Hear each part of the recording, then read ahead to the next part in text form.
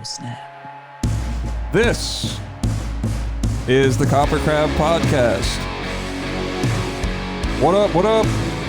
I'm Cheney Crab. Naveen Copperweiss here. We got a sick guest that everybody knows of, Alex Rudinger. What up, bro? Hi.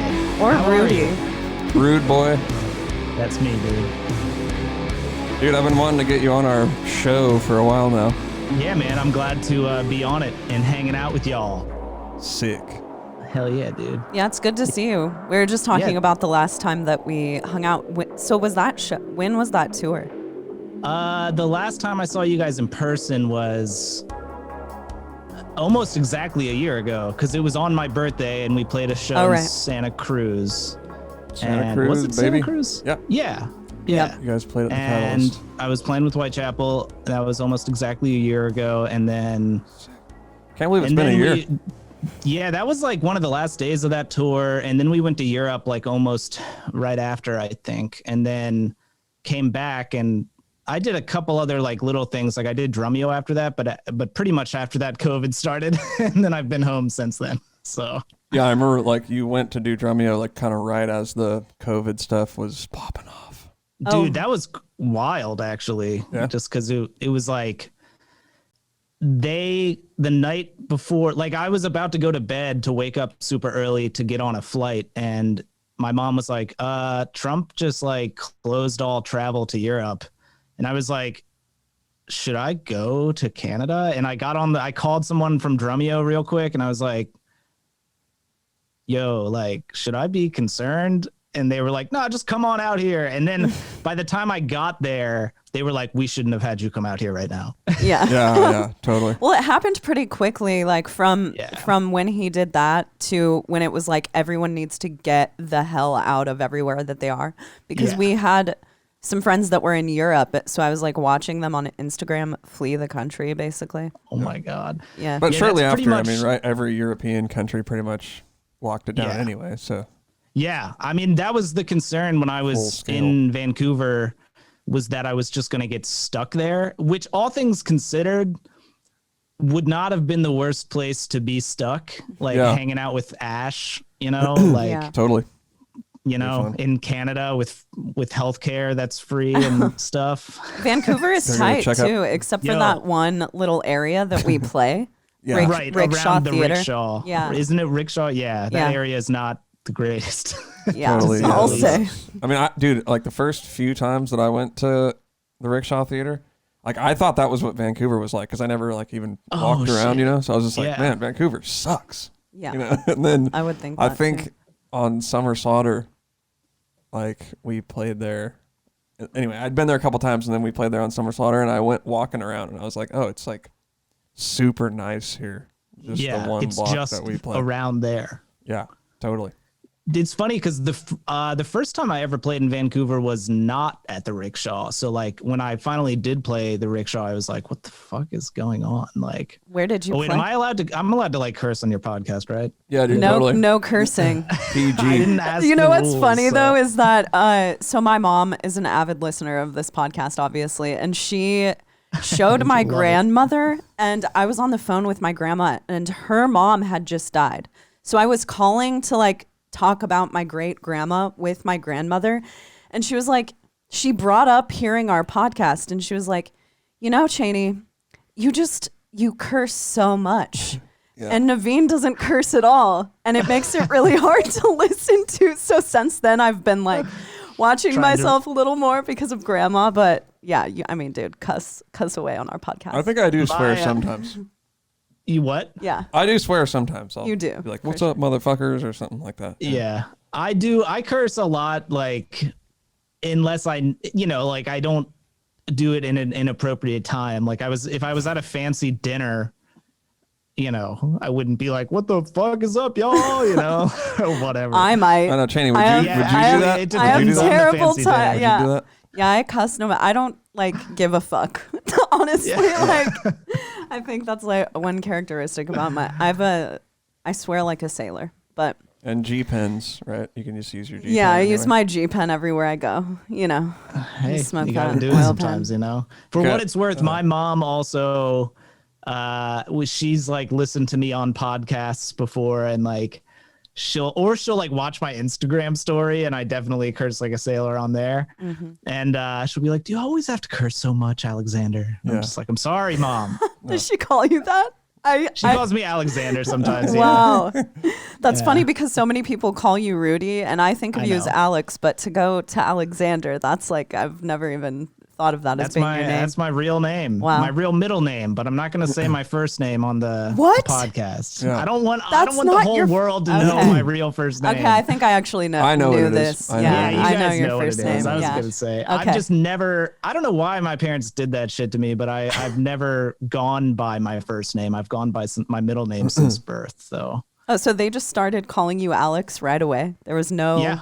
Okay. Well, it's because my first name was my father's name, and my mom was like, "I don't want to name him that," and my dad was like, "But I want to blah blah blah." Okay. And then So is this a technical thing? It's a technicality. The agreement was if they actually named me that, they wouldn't call me that. But it's just made my life harder. People will go to like book me a flight, and I'll be like, "Oh wait, actually I forgot. You got to book it in this name," and they're like, "God damn it," you know. Oh yeah. Shit. Yeah, Tosin is like that too, because his name isn't actually Tosin on his birth certificate. Yeah. Yeah. So I actually remember him telling me what his real name was once, but I don't remember what it was. And Anoop's that way too. Anoop's real name isn't Anoop. So I wonder what his is. It's well, I guess that is part of his real name, but his real name is like way longer. Got it. Oh, okay. Cool. Yeah, it's like Anoop is actually like 2 letters from his dad's name and 2 letters from his mom's name, I think. Wow. Okay. But yeah, his real name is I couldn't repeat it. You know, he said it to me, and I'm always like, damn, that's crazy, dude. Tosin's real name is Ayoyinka. That's so sick. Yeah, it's a cool name. Tosin is a very cool name though as well. Tosin is also a cool name. It's a good name. It's a good yeah. name. I saw some kid name, like somebody named their kid that on Facebook. Really? They were like, "Oh shit, here's our little baby Tosin," and like I know they were fans of animals, so I was like, well, that's like hardcore. That's kind of crazy when it gets to that point. Kind of hardcore. Now he's influencing people's children's names. Yeah. You know? Yeah, totally. That's crazy, man. But it's go ahead. It's funny how sometimes I don't know, people like grow into their names almost or something, like you know, like would Tosin be Tosin if he wasn't Tosin, you right know? Yeah, it's interesting because you know Naveen and I both have really unique names. Yeah, you do. So it's like I think about that a lot, just the idea of the name and what it means, and if because my name was originally, my mom wanted to name me Kylie Shay, and it's like, had I been named Kylie, would I be the same person? I don't really think so, because so many parts of who I am are because of the way that or because of my name. Like I got made fun of for my name, both my first and last name, and it kind of shaped me. You know, a name is pretty important. That was like the first thing we talked about when I talked to you. Really? Oh snap! Really? Wow. Yeah, damn, this is going back like 10 years. That's a little throwback. No, that was like the first thing we talked about. Because I was like, "Oh, what's your name?" And you're like, "Cheney Crab." And I was like, "It's an interesting name." And I actually remember one time, Cheney, Naveen telling me like how he met you or something, and that he was just like, he like met you, and I don't, you can tell me if I'm remembering this correctly, Naveen, but that he was just like, yeah, that's the girl. Like, yeah. Like he was just like way stoked. Yeah, totally. Right after he met you. Yeah, I was like, I'm going to marry that girl right there. Yeah. I felt the same way. It's weird. Wait, are you guys actually married now, or are you engaged? We're still We were engaged. supposed to get married in June. But then COVID. Yeah, we had to cancel it. Yeah. Did now we're too lazy sorry. to schedule a new wedding. Yeah, people keep asking us and we haven't. I mean, honestly, it's not laziness. It's the total fucking uncertainty of the world right now. You know, it's hard to... Telling me. Yeah. Fuck. So Is it totally that or not? A little bit of laziness? There's a little bit of laziness into it. If I'm home, I'll fly out and go to your... I mean, you don't have to invite me either. I won't be offended. No, we would love to have you at our wedding. I think we probably did, and we're going to invite you. Yeah. Anyway. I think so. Well, but anyway. No pressure. No pressure. Did you have a lot of stuff planned this year that got canceled because of COVID? Yeah. Some of Whitechapel's touring schedule was still being finished up, but like the first couple of months, were like 2 big tour cancellations back to back pretty much. And that was a bummer. Although at the very beginning, part of me was like, well, this sucks, but I could use a little break. Cause the last year, I did like a lot with Whitechapel, right into doing like the Intronaut album, and then more with Whitechapel, and then, getting ready for Drumeo. And I did this session out in LA, like right after the last Whitechapel tour and before Drumeo. So I had been kind of like going nonstop for like a while, and I was kind of like, I guess it wouldn't be bad to have a break, but little did I know how much of a break it would become. Right. And now you're broken. That's not, now I'm just like, it's almost funny because like 2018 and 19 were like the first years of my life in the music industry where I was like, man, maybe I can do this as a career, like for real. Like maybe I can actually make enough. I like made enough money those years where I was like, okay, it's like all this work is starting to pay off. Neat. Yeah, totally. Yeah. And then boom, pandemic and everything changes. And I'm just like, God damn it. Yeah. But I know. What can you do? It'll all work out eventually. It'll all work out. It has to.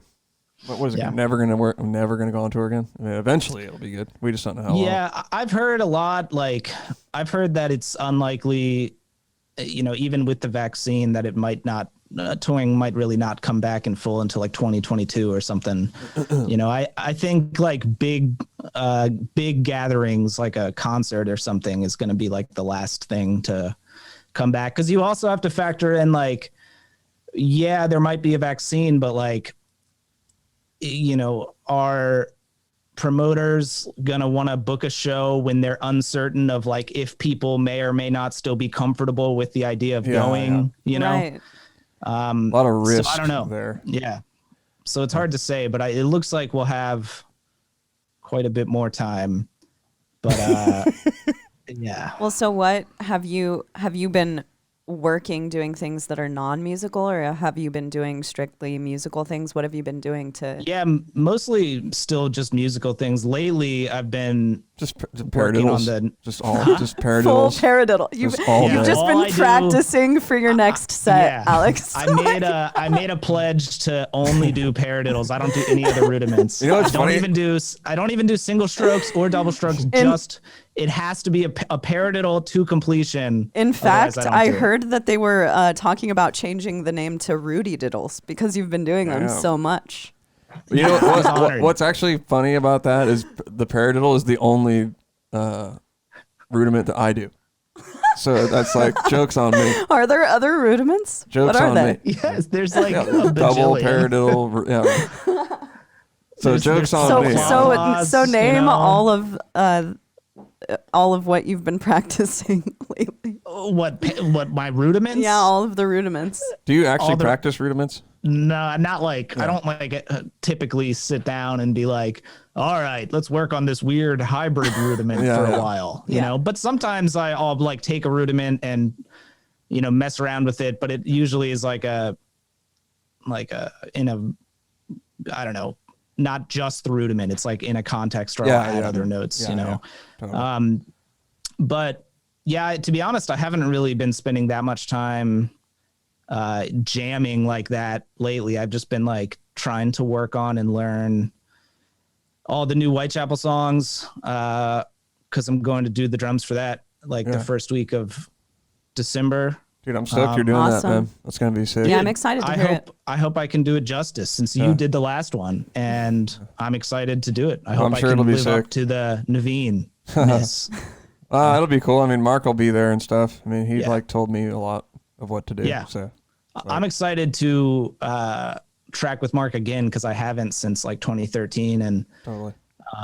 I do think the one difference from when you did it and when I'm doing it, this album, I mean, is that because of COVID, like they had so much more time to like work on stuff together. And I actually went down to Tennessee twice to like do stuff with them. We didn't actually even jam like in a room together, but we just like, I would be there working on a computer, in the next room. And then I would, send the MIDI to Zach and we'd go through it together. So like, That's they're sick. Yeah, that's yeah. sick. So like we kind of, I mean, I think a lot of it is there's definitely going to be stuff that like we mess around with and parts we try out differently in the studio, but I think the overall picture is more there already, you know? That's killer.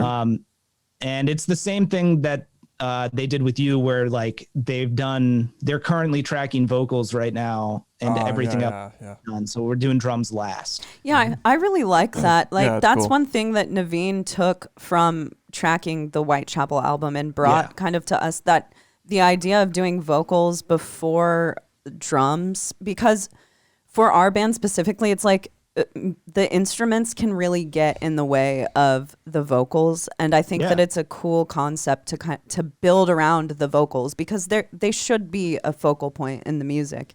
I agree. It makes sense. Like, you know, there are other bands that are kind of starting to do that more. We did that with when I was in Good Tiger. We did one album like that, and Periphery started doing their albums that way. I don't know if they did their last one, but I know the one before that they did that way, and it makes sense because, you know, with how good like drum programming is nowadays, you know, you can track.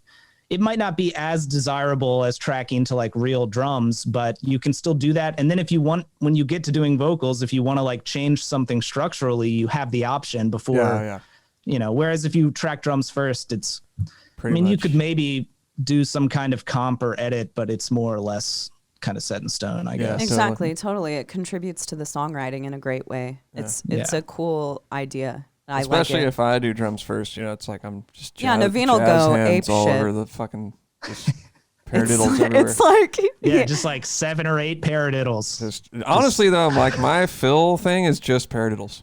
It's like if you listen to what I do, it's just pretty much paradiddles, and then Really? pretty much. Probably. And then I just break it up with like little stuff here and there. That's it. Sick. I just learned That's all that you one need, man. rudiment, and I was like, okay, I'm good to go.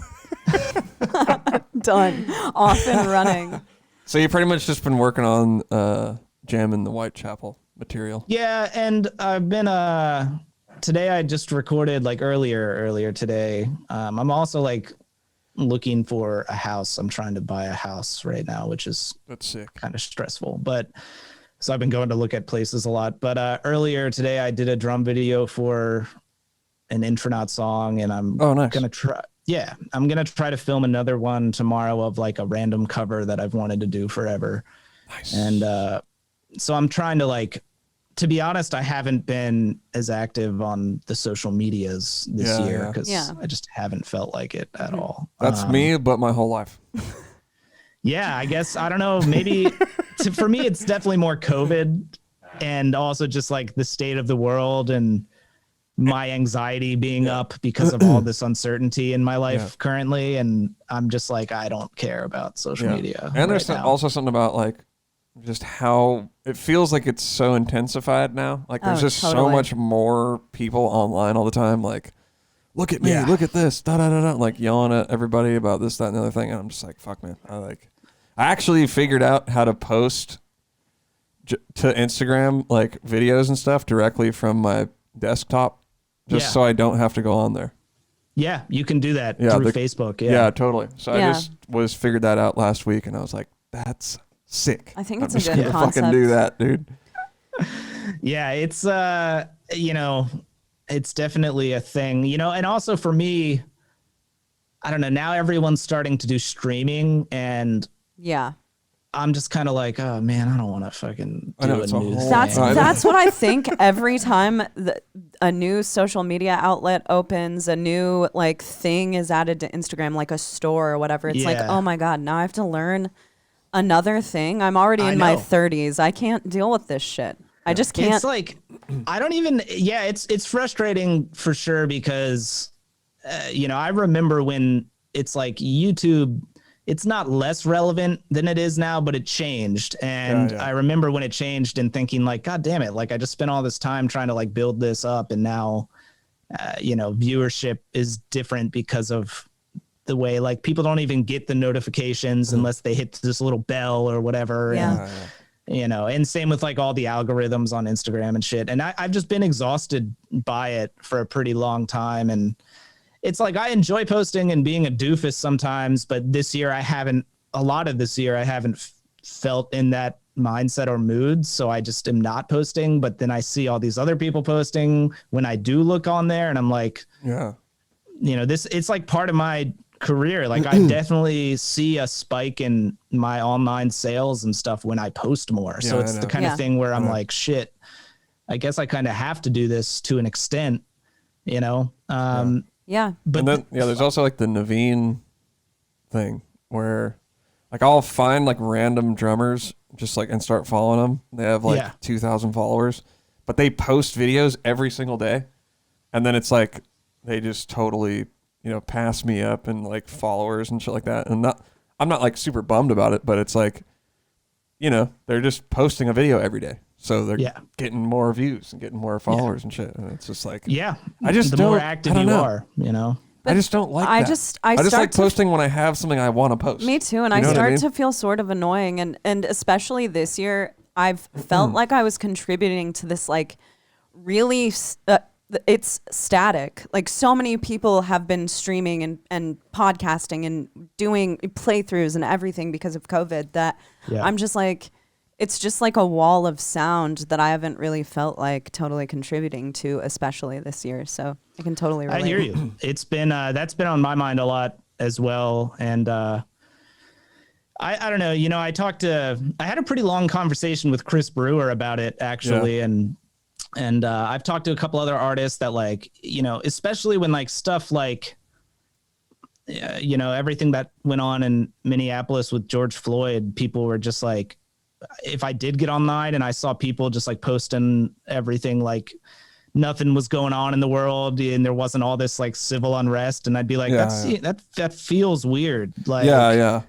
And then, so I like hadn't been posting during that time because I hadn't really felt like posting already at that point. But then when that happened, I was like, I definitely don't feel like posting. And then I started getting messages of people being like, hey man, how come you haven't said anything about this? I'm disappointed with like how you haven't spoken up your mind, and I'm just like, what? Like, I'm not like a celebrity. Like the hell? Like, I know. Me too. It's like, dude, I'm only online to just promote music and stuff. Like I don't want to get involved in like all these battles and stuff, So that kind of like added to me wanting to post even more, because I was just like so taken back by it, like so caught off guard to get messages like that. And like, I was just like, I just want to play drums. Yeah. Like, I know. So I don't know. And then I definitely have also been paying attention to like what's been going on with politics and everything. And that bums me out.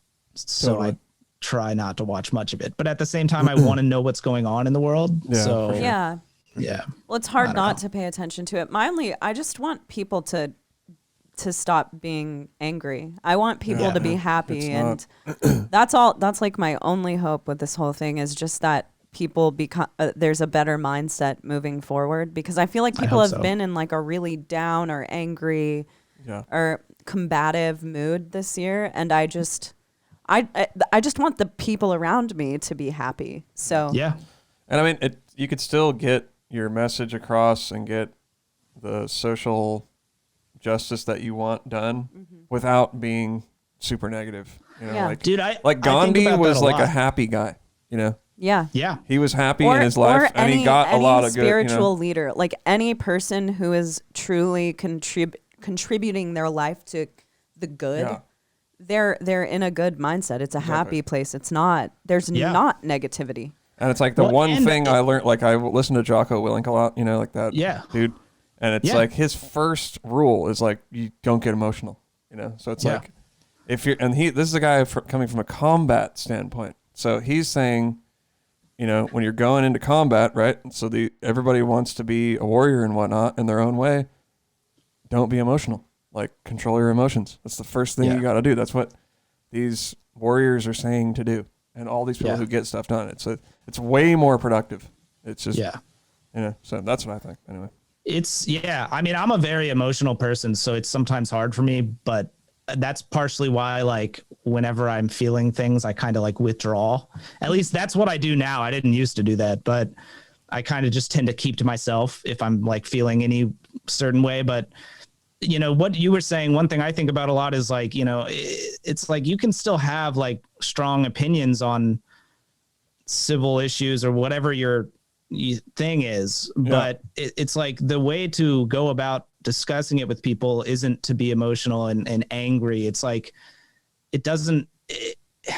it's like psychology 101 in my opinion. Yeah. It's like it's like coming at someone angry is going to be like an attack, and they're not going to receive that well. Like, Ever. Yeah. It's never going to work. So that's why you have what's going on right now, in my opinion, because and so for me, I'm just like, you know what? I just, what am I going to do? Be online arguing with motherfucking people and stuff? It's like, dude, no. Yeah. Like, if you want to come talk to me at a show, well, I guess there's no shows anymore, but it's like, sure, I'll talk to you about whatever. But I mean, I don't know. I just, it bums me out that people can't just like talk about stuff or have a, like we were just saying earlier today, like, when I was a kid and something, and, you'd tell your mom, like, oh, so-and-so said this, that was stupid. They'd be like, well, everyone's entitled to their opinion, Yeah. Oh, and it's like, people aren't entitled to their opinion, I guess, anymore, Yeah, I mean, I go back and forth on it because I kind of feel like the one thing that bums me out and that has bummed me out a lot this year is I'm all for people having differing beliefs and differing opinions, but I don't like people like thinking that facts are opinions, like especially scientific facts. Like that bothers me. I'm like, there are certain things that aren't really, to me, up for debate. It's just like this is how this is scientifically or mathematically. And people are like, oh, well, that's not what I think. And I'm like, but this isn't like a think thing. For sure. So I don't know, that gets to me sometimes, but it depends on what it is too. Well, it's a strange thing where we're being bombarded with everyone's opinion. Everyone has a platform now, and everyone wants to use their platform to say what they think. And it's almost like our opinions are being made to seem like they matter a lot more than they actually do. Mm-hmm. So this is like we're experiencing a very new thing, which is this total bombardment with everyone's opinions. So I think that's just that's a part of the entire thing this year. That's a part of why people are experiencing all of this negativity, is because no one has had to hear other people's opinions this much before. That's true. Yeah. Yeah. But you can just like not go we're online. too interconnected or something, Totally. Too. I mean, and I don't think I'm qualified, sometimes. Like, don't you ever? That's true too. It's like, dude, I don't know. I don't know all these facts and science and all this shit. I don't fucking know, dude. Like, fuck, man. I'm stupid. Well, I agree with that too. I mean, there are certain things where I'm like, well, I'll hear people talking about something and I'm like, well, I don't know for sure if this is a fact or not, but how does this person know that? Like, but then I just grow weary of things, and I'm like, totally. So it's just too much of everything. And I think that, to kind of come full circle on that, is like part of the reason that I've felt less inclined to be active on social media as much as I have been, I hear you, bro. But also I'm just like kind of focused on other things, like, which is good. Dude, trying to like find a new place to live is stressful. Totally. Yeah, we fucking did it. It was hard. Yeah. It was crazy. Have you? Yeah, man. So you're looking for houses, and you live in Baltimore? No, you live in Frederick, right? Yeah, Frederick. So what's your address, by the way? Give it out. All right, guys. It's no, I'm just kidding. He has a lot of cool drum equipment. Go grab it. Don't come over here, guys. Come on. Wait, Naveen, you've been to my house like one time, right? Yeah, we jammed. Dude, we jammed. Yeah, that's right, dude. Holy shit, I forgot about that. Oh, you jammed Flesh Rod? Yeah, we jammed Flesh Rod. Oh, like, fuck. I would have loved to see and that. then he almost missed his set in Baltimore. Because we were going to Costco to get a chicken bake. Yeah, that's right. Damn. You've been to the Frederick Costco too. That's a super mad good. respect, dude. Yeah, super good. So the local cuisine. that's right. A little Tried it out. Costco pizza. Costco I pizza love that is good. That's where I took you.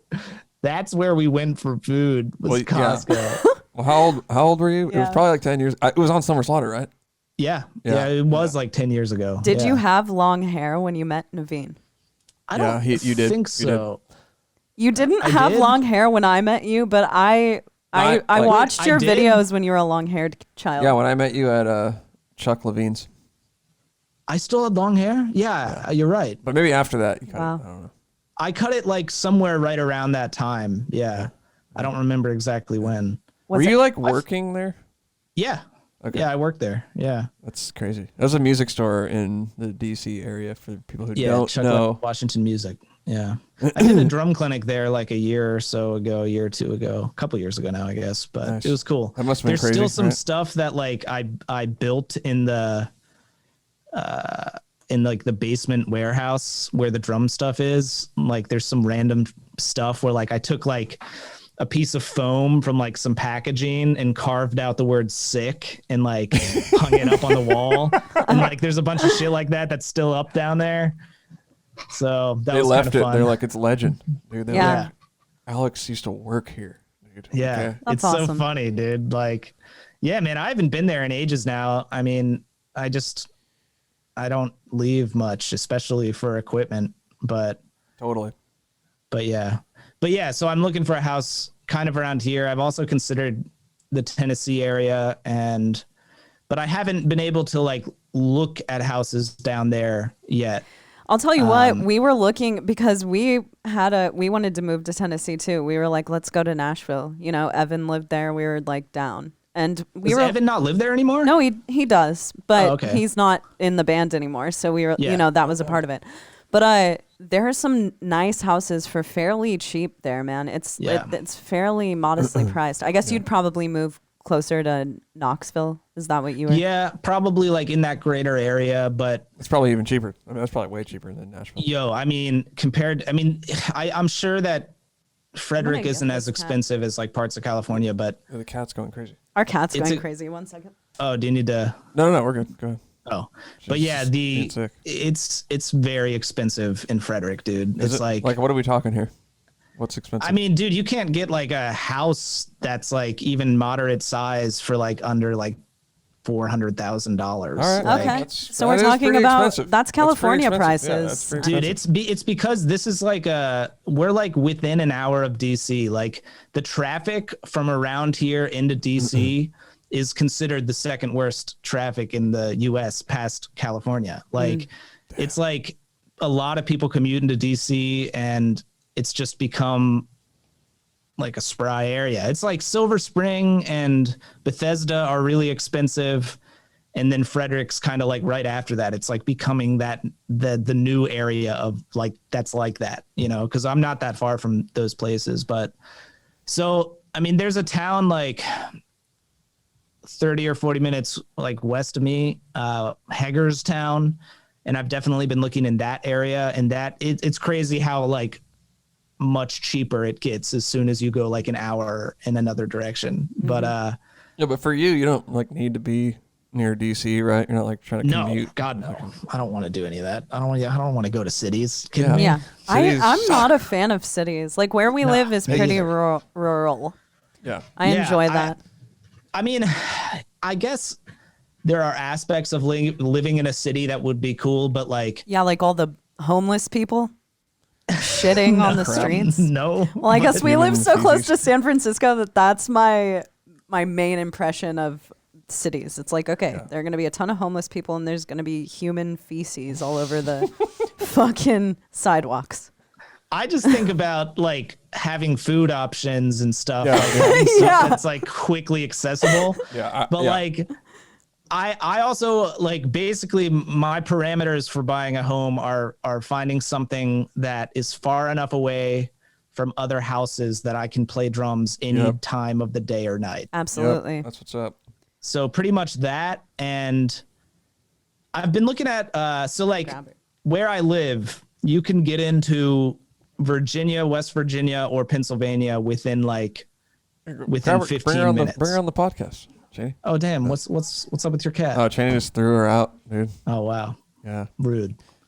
She's kind of But like yes. a kitten, so she goes crazy. She She's like, she "Oh, you ran guys got up a new my cat?" back. Yeah. "Why don't you bring her Aw. over here?" She was just clawing my back. I can't bring her in here. She's very cute. Aw. Yeah, she's real cute. Anyway, yeah, I feel you, dude. But you got to be able to play drums all the time. Yeah, sick. that's what I looked at a place like I'm even looking in parts of West Virginia because you can get into West Virginia like in no time from here, and it's so much cheaper there. Yeah, you know. Yeah. But I looked at this like kind of cabiny style place in West Virginia a week or two ago, and dude, like a lot of the houses in like wooded areas there have like this very open vibe, you know? Yeah. Oh yeah. And like, dude, like that would be sick. Like a big open, like high ceiling kind of thing. Like as soon as I walk into a place like that, I'm like, yo, this place would make for a sick drum room. Yeah, you know? Absolutely. Totally. But then you're going to be like totally alone out there though, right? I mean, you don't know anybody see, that's out the there. thing. The place I looked at, it's within my price range and stuff. And like, I got pre-approval for a loan and everything. So I've actually been going to like look at places now. But right now, apparently, at least around here, it's like very much a seller's market. It's like there's not a lot popping up. And when it does, it goes really quick and usually for like more than they're asking. Like there've been a couple places I wanted to go look at, and before I could even go look at them, somebody had already like is like trying to buy it. Wow. Like it was up for like less than a day. So I wonder if a lot of rich people are investing. I think a lot of people are moving because of the pandemic, and I don't know. They're probably leaving like DC, right, and the surroundings. In New York, yeah. I mean, I even know people like my cousin Anna and her fiance live and work in New York, and they just in the last like 5 months moved back here and bought a house. Like, so I'm just like, oh shit, like I guess that is a thing. But it's that close to New York, huh? I'm like 3.5 hours from New York. Yeah. All right. Sick. Yeah. Something like that. I'm sure you're going there all the time, right? You're just going into the city. Oh, dude, I just go up to New York and drive like, into the city, hang out in traffic for 12 kidding. hours, and then turn right back around. I think I've been to New York like a few times, but mostly just to play shows. I don't really go places. Yeah, I know. Like, Me too. Like I don't really go anywhere unless it's for a tour. And then we took like a little trip up to Portland. And I was like, man, this is so much more fun than tour. Tour sucks. Yeah. This rules. Like, we could just do whatever we wanted all day.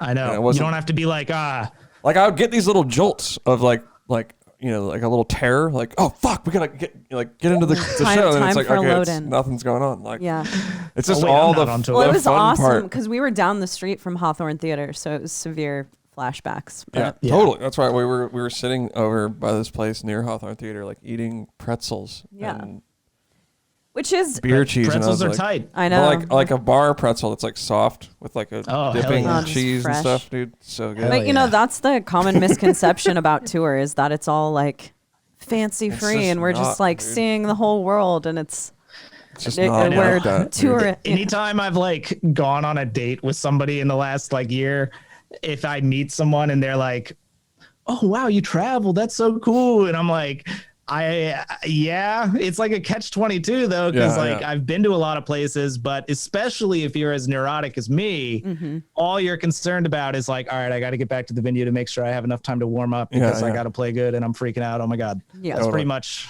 you know. Like, it is cool, you know. Don't get me wrong, it is cool. You do get to see some stuff, but you're pretty much thinking like, I got to get back and make sure my felts are all on straight. You know what I mean? I gotta get those cymbal felts right. I gotta get those paradiddles clean tonight. Because, dude, I'm not even that much of a paranoid guy. But when it comes to the gear, like, I get paranoid about that. Like, when the show starts, I need to be there to just look at my gear and make sure it's gonna work. Like, I don't like showing up. It's like going to eat or something, and the show's started. It stresses me out. Well, I don't have as much gear as you guys do to malfunction, but I get super paranoid about my in-ears. They're like, I will freak if my in-ears are not working perfectly, like a half an hour before we're supposed to play. So, well, you want to know how crazy I am about that? Here's one set of molded in-ears, my newest ones. Here's a second set of molded in-ears. Here's a third set of molded in-ears. Only 3, huh? Alex, I know. Okay, so I have this set's like my newest, nicest one, but I freak out too if my in-ears aren't right because I'm crazy weird about my mix and stuff. So like, I originally just had one in a backup set, and then at one point on a recent tour, my backup set broke, but like it was still kind of usable, but like the part of the cable like broke off inside, but it was still getting some signal. And I was like, I don't have another backup if these break. Like, Yeah. so then I got another one. That's why, dude, I was so sick of those in-ears breaking like all the time that I was like, dude, fuck this. And I just wear these. It's super dorky looking though, you know? It looks I think it whack. looks kind of cool. It's a throwback. It doesn't look cool. It looks stupid. But, dude, it just sounds so much better with these. It's like the dude from Linkin Park. Yeah, dude. Like for a while I can wear them, but after like more than an hour, it hurts my ears a lot. Oh, really? Yeah. I don't know. These ones are real comfortable. So I can wear these sick. I mean, the thing is, the part of the other reason I got these newest ones is because it's like a new design where like my problem with in-ears was always that my sweat, which is apparently very acidic because I've ruined a lot of. Tama told me that my sweat must be like crazy acidic because I like ruined my bell brass. I like my sweat like eroded the clear coat and like the shell just looks so disgusting, dude. Whoa, and I was like, can I clean this? And they were like, dude, you must have very acidic sweat because that's definitely permanent now. I was I wouldn't really take like medical advice from Tama. I don't know, man. When Tama Japan's telling me that I messed up the clear coat, you know. They know. No, but the main thing is like it has to be like somewhat true because with in-ears too, what happens is like the sweat, it like would get into the sockets of like where the cabling is and like it would erode the metal enough where that would like break off inside. And that was really the only thing that was breaking a lot. So this one has like a new cable design, and so far they've been holding up good. Maybe I should get some of those because, like, I had the Ultimate ears, and I've had them repaired, I think, 3 times. Yeah. And I'm just like, you know what, man? I'm kind of sick of sending. I love my Ultimate ears. I can't complain. It does look Mine way are cooler, great. but I mean, these sound so much better though. Like they it do just sound sounds good. fucking legit. Especially the Vic Firth ones sound absolutely horrible, but these ones sound great. What are those ones? Direct sound. Huh? Direct sound. Direct sound. Which shout Sound. out to them. They gave us a Direct bunch Sound. of headphones for this podcast. Damn. So Tell them to hook me up. I'll try them out. You know? They would definitely hook you they up. will definitely probably. But dude, they sound so try 'em sick, out. and they're fucking because most of these like drumming kind of over the ear headphones like these, they don't sound very good. Like they don't have a lot of low end and stuff, but these sound actually really good. They sound amazing. So. I use them to track now. They're great. Oh, That's totally. sick. If I go track like out of state or whatever, I bring them straight up. After that, dude, because I did that when I did the Whitechapel session, dude. I didn't bring them, and I was like, oh fuck, like Mark, what do you got for headphones? And he's like, oh, I don't know. And it's like, it sucked so bad. I mean, it almost like ruined the session for me, to be honest with you. Like because I'm just so used to having that amount of like isolation. Yeah. I was just using like some Sonys or some shit, and it's like I had to have it so freaking loud to hear. You know what I mean? Because like the room was loud and stuff. It was it was not sick. These are like super isolating compared to a lot of so-called isolating headphones I've used. Yeah. But the molded ones are sick too. So I mean, if your molds seal well, then it's pretty dope for sure. Yeah. I miss mine. Well, I also think like for me, I can't wear any in-ears that are not molded. I move around too much on stage. Like anything else will fall out. I used some regular headphones the first couple of times that I used in-ears, and I just threw them out in the middle of our set. Like I couldn't fuck with them at all. Yeah. Molded is the way to go, I think, if you're a vocalist, especially. Yeah. I mean, I think in general, they're pretty rad. It's just for drummers with sweat. Like, I think the thing with like headphones like that, I would probably wear those more like during my normal practice, just so I don't risk breaking my in-ears all the time, you know? There you go. Because that shit is expensive. And also, like you said, it's just a pain in the ass to have to like, dude, I've probably mailed in-ears to be repaired like, I don't know, like probably over 20 times in the last like 5 years. 3 is like just nothing. 3 is like whack. But here's what I'll say about my Ultimate ears is that I also would take them into the sauna for like a year straight and wear them in the sauna. I go for long sauna periods. I like to stay in for an hour. And they still work. So I mean, I haven't had to send them in. Maybe I have non-corrosive sweat, and so that's maybe, why. Maybe it's just me. You know, and Well, I've got it's me too, ultimate dude. ears Yeah. all wrong. It's drummers, I think, is the Yeah. problem. I'll check out that Generally. Those are 1964, right? Yeah, I think now they're just called 64 audio, but yeah, like on their site, all their newer models have this new cable design, and it's got this like kind of recessed kind of socket where it's a different pin input too. It can't really even break off the same way as the old ones, so Yeah. hopefully it continues to work. All right, Because in-ear talk. Well, over here. I was going to tell you Oh, an in-ear story because I'm curious what you would do in this situation. So we went Okay. to Mexico. We were playing a festival, right? We were about to go on, and I had to pee. I use a wireless pack. yeah, So I pulled my pants down and went to pee, and my pack fell into the porta potty. And I stuck my hand into that shit, and I pulled it out. Like, it was disgusting, right? did it still work? No. Oh, And it wasn't was even like worth a it. minute before the set. They had was another pack though. fucking They had a crazy. pack on stage, and they just like. But made I it- was freaking out, Yeah. man. It was like one of the most horrific There's no fucking way I on-stage would moments have I've put my had. hand in there. I was like, no. I didn't know what else to do because Had to let it it's go. like it's so expensive. It's so like integral to me playing live, especially at a festival where I can't hear shit. We had sound checked, so the monitors were off. We tell them to turn my monitor off. So I was freaking the fuck out. And I went in and grabbed it, but In a porta potty. yeah. Yeah, by the way. that's And I pretty brought gnarly. it back to the United States. I don't know if that's even legal. I think, yeah, I don't know actually. I don't know if you can take. I mean, like, it was in the Fecal matter. Yeah, exactly. yeah. Taking was fecal matter horrible. across borders. I don't know if Across that's borders. legal. Oh. It's definitely not Yeah. now with Corona and Yeah, stuff. definitely not Definitely now. not. So, I'd probably do the same shit though, to be honest. Well, actually, it depends, I guess. on how bad we're talking here. Yeah, that, and also, as a drummer, I'm not like moving around. I can be plugged in. Right. I do really like being on a wireless pack. I'm on a wireless pack with Whitechapel. Should I and do it's- that? Should I get a wireless? You definitely Dude. should. It's so Because much I've better. already been wired. Our guitar team. players will play wired, and I'm like, or bassist, like, what the fuck are you doing? Playing Evan wired. always did. Even when he was on In-Ears and the Faceless, Evan always had a wire. he had like a loom that he made. Yeah. Because You if know, and if he your does. instrument has a wire, then why have? That That is be a wired. thing. I don't If know, you man. go wireless in-ears, you have to go wireless instrument if you're a And then stranger. you Yeah. got fucking two wireless things. Yeah, but Sucks. it's sick, dude. Like even me being on It's sick. a wireless, like I love it. Yeah, because if Dude, you have to get can up hear real quick, everything yeah. off stage. It's fucking yeah, awesome. exactly. Like before the show, and see with Whitechapel, like the real benefit too is like I can do dumb stuff like stand up whenever, and I don't have to worry about a cable. Like in between a song, I can be like, yeah, I'm cool, Yeah. So that's cool. And then also front of house, Brandon Cagle, their guy. So he's at front of house, right? And he has a mic, and he can talk into that mic, and we can all hear him in our ears Yeah. wherever we are. So like a lot of the times, that's important for us to all be able to hear him, to know like what's about to happen or when we're about to start, and that kind of thing.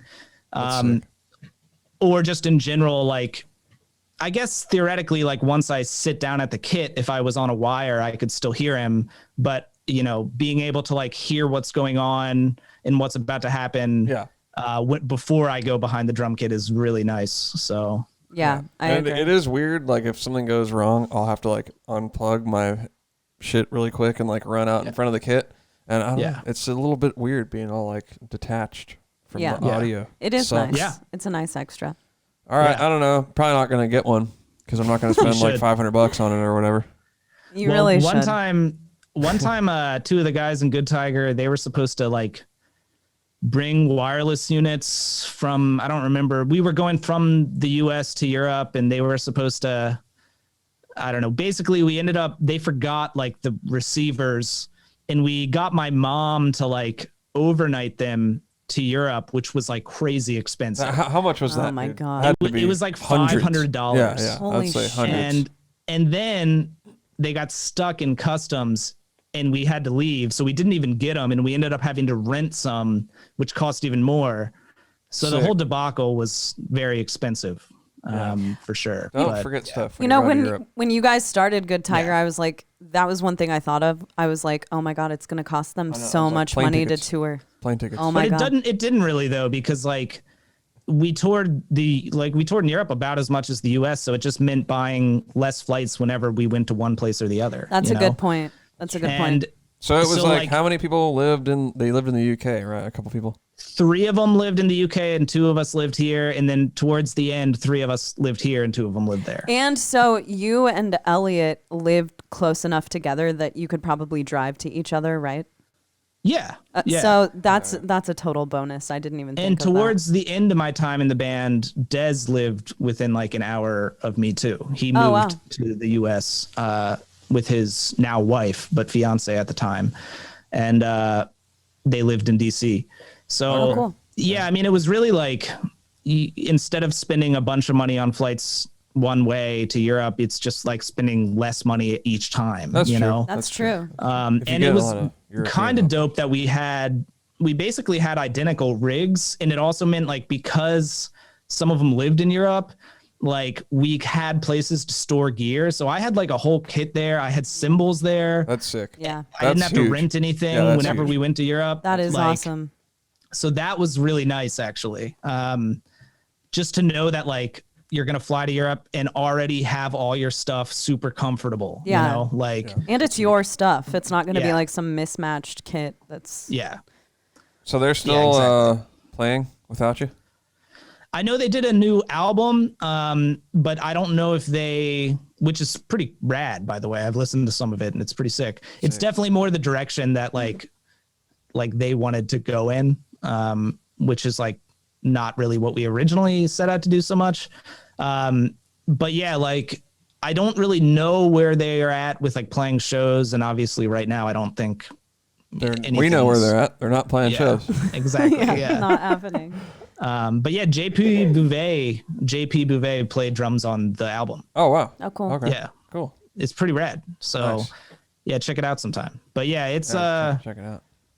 yeah, I mean, it kind of like it breaks my heart a little bit because like I did really value like doing that band. It was like my own band, but it just got to a point where like it wasn't gonna be like a thing that I could do as like a viable monetary kind of thing, you know.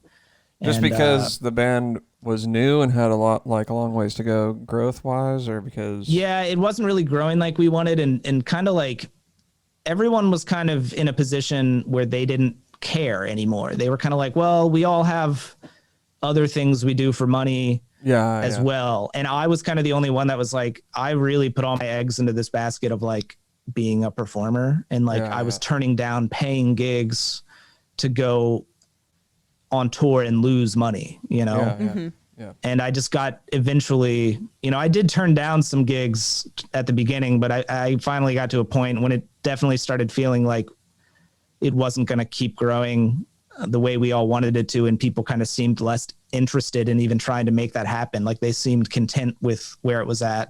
I was just kind of like, man, I don't know if I can keep like turning down paying gigs to do this, you know? Totally.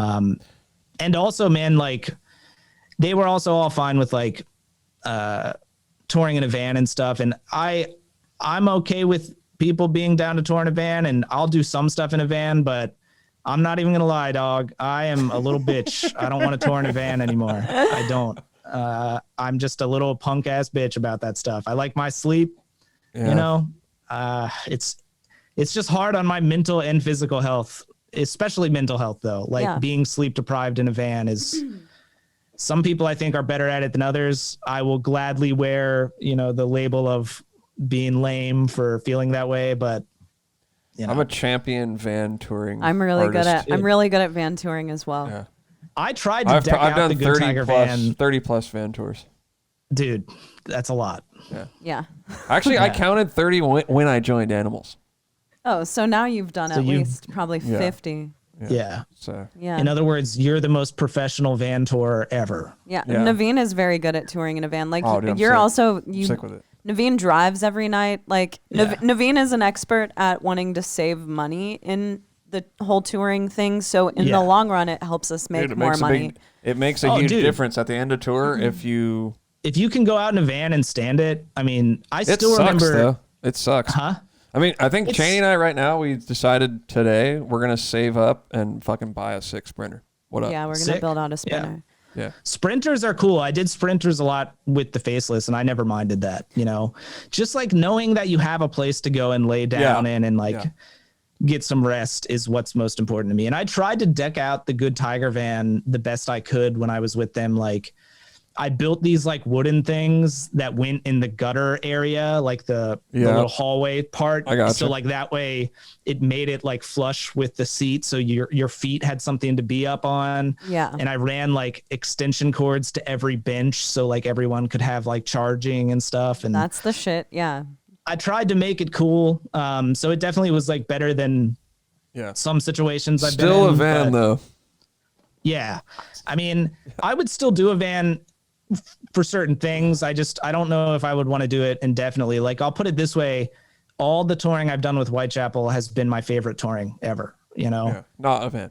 What you're saying. Yeah, not in a van. I'm able to like get sleep, not feel like shit, even have like food more readily available and stuff. Like, it just really improved my entire, like, because there were definitely points in the last 10 years where I didn't want to do this anymore. And when I go out with Whitechapel and I actually have like a little bit more comfort, I'm like, man, I do want to do this, and I actually enjoy it, and it makes the show better and it makes everything better. And you know, so I'm not saying I would never do it again, but it just would have to, it would just depend on the situation and stuff like that. Well, I totally agree with you. It's like, for us, I think that something that has worked really well for us in the van setting is that everyone we've been in a band with or that we've taken out to work with us, we've all been kind of on the same exact agenda. Like, no one's trying to party super hard. Everyone is down to leave right after the show to go to a Planet Fitness, to like, just, we're all down to be on the schedule. And that has contributed greatly to us being able to continue to tour in a van. Like, we take out a cooler and everyone is down to buy food to put in the cooler, and that's how we eat. And it's like, because of that, I could see that how if we were in a band with maybe someone who liked to party a ton or like just wasn't on the same wavelength as us, it wouldn't work as well. Yeah. Because that's a total thing. It's like, sometimes you're touring with people who you might not like be syncing up with as far as lifestyle goes. And that's cool if you don't rely on them to like make all the choices as to what you're going to do in a day. Yeah, so. Absolutely. It really does depend on who you're with, you know, for sure.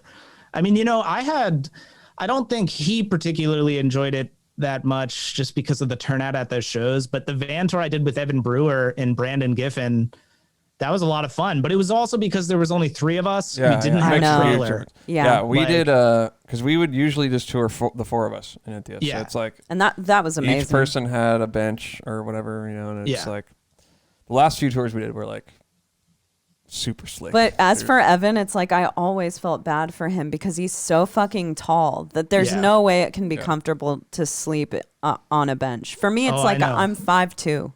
It's kind of chill.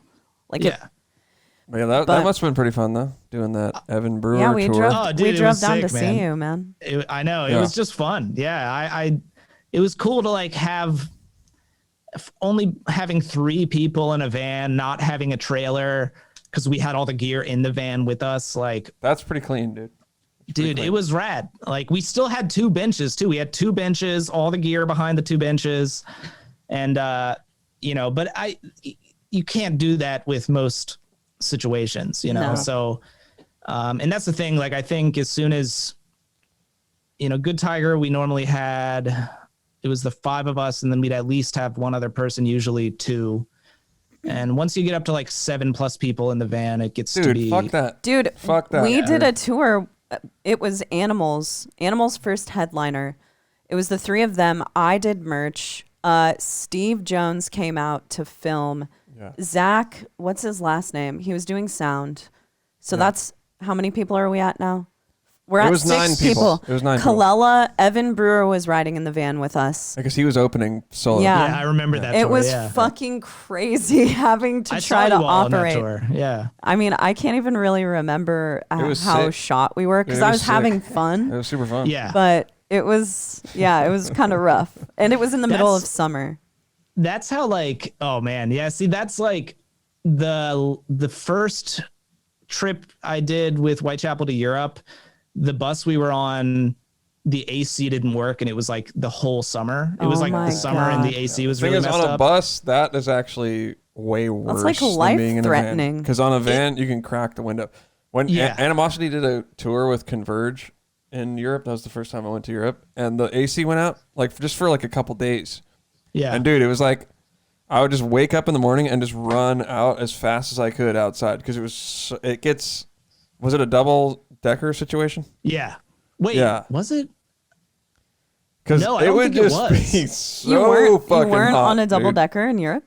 No, I think that first trip it was not a double decker in Europe. The second time I went with them was, but honestly, like even though it was really hot some nights, I still seemed to sleep pretty good, and we got it fixed at one point, but it wasn't quite right still. But it was a very sweaty, time. But I enjoyed that whole tour so much. I didn't, it's like I was kind of more tired and groggy than I had been on any of the other tours I'd done with them so far. But like, which I think I'd only done like one other one at that point. But I still enjoyed it so much, like, because they were just the craziest shows I've ever done in my life. Yeah, well, that's awesome, man. It sounds like you're really happy playing with Whitechapel. I do really like them as human beings and musically. They're really nice guys. They are sweethearts, and they seem to, they give me a hard time a lot. Because they know me now, and they know how like neurotic I can be and stuff. But it's always with love, and we all seem to get along pretty well. So I plan on continuing with them as long as they'll have me. So yeah, I always thought that you'd be a good fit for the band. I know, it's like when they or when you like kind of started touring with them, to me that's like a very obvious choice for them because you have such a solid fucking backbone for that kind of band. Like you're the perfect fit. Dang, well, you honor me. Thank you. Yeah, I mean it, man. Yeah, dude, I think that you're a great fit for Whitechapel, and it was really awesome seeing you live with them because, dude, Naveen and I have seen you play with a ton of bands. I mean, we've seen you play with a lot of stuff, and I think that you fit with Whitechapel just very perfectly, and you seem happy, which is I enjoy it a lot. Yeah. Like that was the other downer, man, about this year is just I was stoked to keep doing stuff with them on tour, like you're kind of just getting like, yes, I fucking arrived, dude. I'm in this fucking sick that's band. Kind of how it felt. Yeah. So then to have it stop was like kind of like, man, like I don't know. And I also kind of felt like I was just starting to get like, this might sound crazy, but like the metal, like the extreme stuff, not that all of Whitechapel stuff is extreme, but there definitely are parts that are very tech, and it's like, I felt like I was kind of just getting some of that back to where I felt as confident with it as I did in the Faceless. Cause that was definitely I felt like my peak of tech, you know? Definitely. Yeah, you killed it. That shit was crazy. You killed it in the Faceless. Dude, so crazy. Yeah, you fucking murdered, man. But I've never, it's not that I think I've played like super bad at any point with Whitechapel, but it's always felt a little bit harder on some of those parts. I think I also just play very differently than I did back then. I hit a lot harder for sure. Definitely. And I don't seem to really know how to like turn that off, like I can't just like rein it in and hit way later anymore. Why should you though? Why, I mean, just that's just save energy, I guess. I don't know, wearing myself out, but yeah, I don't know. That particular band kind of calls for it though. I mean, that's like, Chapel. Yeah. You mean hitting harder? You want to hit hard if you're playing in fucking Whitechapel. Like, I could understand those few parts that are crazy fast. I'm like, because I'm like trying to keep the velocity super high, you know? But yeah, I agree. I mean, I'm all about hitting the drums hard. You know what I'm saying? Like, it's gotta sound all sick, It does sound sick when you hit the drums hard. I agree with that. I know. Sure. Damn, it sounds so sick. Yeah. Makes me want to go get some dope snare drums and just hit them, Yeah.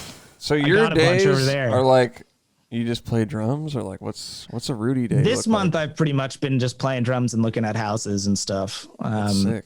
Because you're doing a Patreon now. too, right? Patreon. Yeah, I have the Patreon going on. How's it and going? That's been good. It's actually like I'd love for more people to sign up, but Yeah, well, after this podcast, there's going to be probably 1-2 million more people. coming 1 through. 2 million. Oh, Yeah, 2 Yeah. million. all right. We have a large We following. got a big audience here. So No, it hit. I got it to like the goal that I wanted to have it at. Which I don't mind sharing. I don't know if that's on my Patreon publicly, but my goal was to get it to like $500 a month. Just because then it would like contribute to like a mortgage payment when I buy a house. Dude. So That's super Smart. sick. That's very smart of you. Yeah, I like that. thank you. You know- so that was my goal with that. And it's there. So, if more people sign up, I'm down, but I'm also just down to, if no one else signs up or if it just kind of stays in that general area, that's okay with me too. I didn't ever plan on making it like, my most full-time thing. But, the other reason I do really like it though, is that it's like this small community of people and it's private, right? Yeah, yeah. And it's kind of fun because I can like ask questions or post stuff there for those people that I might not post elsewhere, Yeah. Totally. Like the other day I was messing around with some other brand of pedals and just messing around with it for fun. But like, out of respect to Trick, because I endorse their pedals, I wouldn't post about that on Instagram, just because I don't want people to get the wrong idea and stuff. Like, but at the same time, like I'm a nerd and I like to mess around with different gear sometimes, Yeah.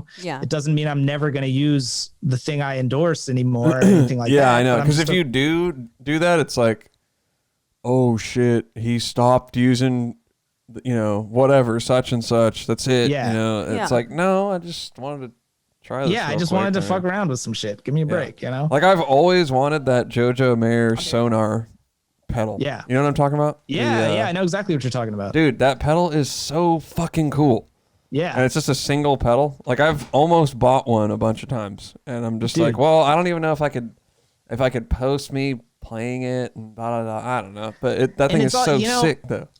What's funny too is that like with Tama, I have posted a few things using other non-Tama stuff. Like I used a Trick snare drum in a video because I endorse Trick pedals. So like, and I asked them, and that's the thing with Tama is like it's like if you communicate with them, they seem to be pretty open to just about whatever. Yeah. But like just the fact that they are that way and that they're that respectful makes me not want to do it because I'm they take such good care of me and they're such a great company. I don't want to disrespect them in any way. That's exactly how I feel about all the companies that endorse me. I'm just like, well, for some reason they're down for me, so I'm not going to fuck this up, Yeah, exactly. So, but that's the one cool thing about like a Patreon is that I can go and like, it's just like this 40 or 50 people that are like just here. It's a private thing. And I can just post some stuff like that those people, especially out of anyone that follows my work, it's those people that probably are interested in that stuff because they're like more nerdy people that are following me. Totally. Which isn't a bad thing. I'm a nerd. That's I think our friend, We're all friend nerds. is subscribed to your our Patreon. friend is subscribed to both you and Anoop. He told us about it. Oh, who? And his name's Lucas Van Veldhuizen. Oh yeah, I know who that is. Yeah, Okay, he's a dear friend of mine. He's from Des He's Moines sick. as well. Yeah, he's Sick. sick. Well, Yeah. shout out to him. Yeah, Lucas is the best. He's a fucking sick drummer too. He's from Iowa. Yeah, Chandler just said that. Yeah, you know Dustin, right? Dustin Miller. Yeah. He's a good friend of Dustin's. Okay, he cool. played drums in that like I Human band that Dustin did way back in the day. I don't know if you remember, but I don't off the top of my head, but I might if Dustin sent me something or something. Yeah. Dude, he I'm has sure the he did. sickest electronic drum set. Lucas does. Dustin? Lucas. Lucas. does. Lucas is taking the Dustin cake. used to though because Dustin had those sick remember when Roland Dustin the did. mesh heads, Yeah, man. yeah, He's but he's been on Lucas's that is shit better. forever. Lucas Lucas's has is the better. Roland though. one with like the full on, like it's crazy. And he spent like, he said he spent like, I don't know, a month or something just setting it up. Like, so it's so legit. And like all the cables coming off of it are all totally perfect. Like, dude, you would like get a boner if you saw like Dude, it. I And love his cable room is like, organization. dude, his room is just like completely spotlessly clean. And then it's like the most badass E-kit, and it's everything is totally perfect. All the settings, all the cables, and then it just goes over to like the most clean, like PC gaming. Well, he also rig has like thing. the Dude, sickest keyboard ever. Yeah, it's legit. that on the keyboard he has it set up so it's just all guitar stuff, like similar to what a noob does. You know how a noob takes guitar and cuts it. Lucas has that all on a keyboard, so you can just walk into his room and fucking jam out metal, like, and it's the cleanest room ever. I love it. It's badass. That's so it actually tight. inspired us to clean up our house a little bit, like, because they live up in Portland now, and so, or near Portland, and we stayed with them. And when we got home, we were like, dude, their house is so clean. We gotta like figure this shit out. But I'm just not a super clean person, so. Dude, I'm clean. I'm just not the most organized. Like I'm organized, but maybe not like I don't dust all the time or vacuum as much as I should. You know, like. But I'm definitely down with the organization. You strike me as someone who is very organized. Yeah, I'm definitely organized, just not like the kind of cleaning where, like, you know, like I said, I just don't. I did an Alex Rudinger level thing recently. Yeah, what'd you do? Dude, so I hit up Tama and I ordered all new like cymbal components for every single stand that I have. So I got a new little screw thing and the felts and the little double. Because I was like, man, these are so fucked up. Like, you know how you have to like spin the cymbal to get it the right angle? You know? Yeah. I was like, Alex wouldn't do that. Oh man, you know? I got like. I was like, Alex wouldn't do that, I have dude. Like, here, let me see if I can. There's a bin underneath me. I have all my bins like organized. Yeah, exactly. Also, like, that's what I'm saying. Hold on. So I was like, I'm gonna fucking order, and I just ordered like every single stand plus then some. So I have like a whole box full of like brand new cymbal. Let me put this over here. Yeah, I knew it, dude. I knew it. I have hella bins in my basement that all have like. They're all like using an actual. That was actually Whitechapel's. That was when they knew how neurotic I was, because they showed up. I showed up the first store and I had like my drum rack. Every like clamp on the drum rack had like a label made with a label maker, like super legit, like Left That's Splash. psychotic. You know what I'm saying? That's sick though. It is sick. That's the thing. Yeah. Dude. Hold on. That's because you're showing up to win, dude. You are. That's what, dude. I mean, I want my life to be easy on tour, you know, which is important. In this bin, there's like 30 of these. You know, this one large memory locks. What's a memory lock? Like, is that what Naveen was just talking about? A memory lock? It's like for a thing, you know? Oh yeah, I know those. Yeah. So, dude, which wing nut do you prefer? Because I got my favorite one. Let me. I have a wing nut thing in here. Let me see if you're wrong or not. I can't get to it without like taking off my headphones and shit. Oh, wow, that's when you need your wireless, dude. I know. If I was just on a wireless right now, everything would be better. Exactly. You're demonstrating. I have a feeling it's not going to be the one that I like. I'm just getting this feeling here. Cymbal, wing nuts, and sleeves. Wow, that's amazing. I wish that I was that organized, but I'm not. I don't know if I have. I definitely don't like these ones. Those don't. They don't. If you're a hard hitter, those aren't gonna cut. Yeah. So like the normal one, I don't even know if dude, the black one that's like a little circular one, right? Yeah. Yeah, I ordered like 20 of those. Dude. Yeah, that's all you need, man. That's the one. I'm like, I want those. Are you drinking wine? I'm drinking IPA. Oh, it looked like wine. Mystic for a second. Haze. No, I love wine. I would prefer to be drinking wine. It's just in a wine glass. Yeah. That's tight. I respect that. I'm very classy. But yeah, I was like, dang, I'm having an Alex moment here on his worst day ever. Well, I like how ever since I met you, whenever you do something nerdy in the last 10 years, you're like, dude, I pulled a Rudy. You also have a very clean, like, pre-show practice pad setup. I saw your setup and I was like, holy shit, sick. This is some professional. I know. I never got that practice pad that you have, but I've always wanted to get one. Oh, the Reflex pad or the E-pad? E-pad. Yeah, I still have an E-pad. I use the Reflex pad more now.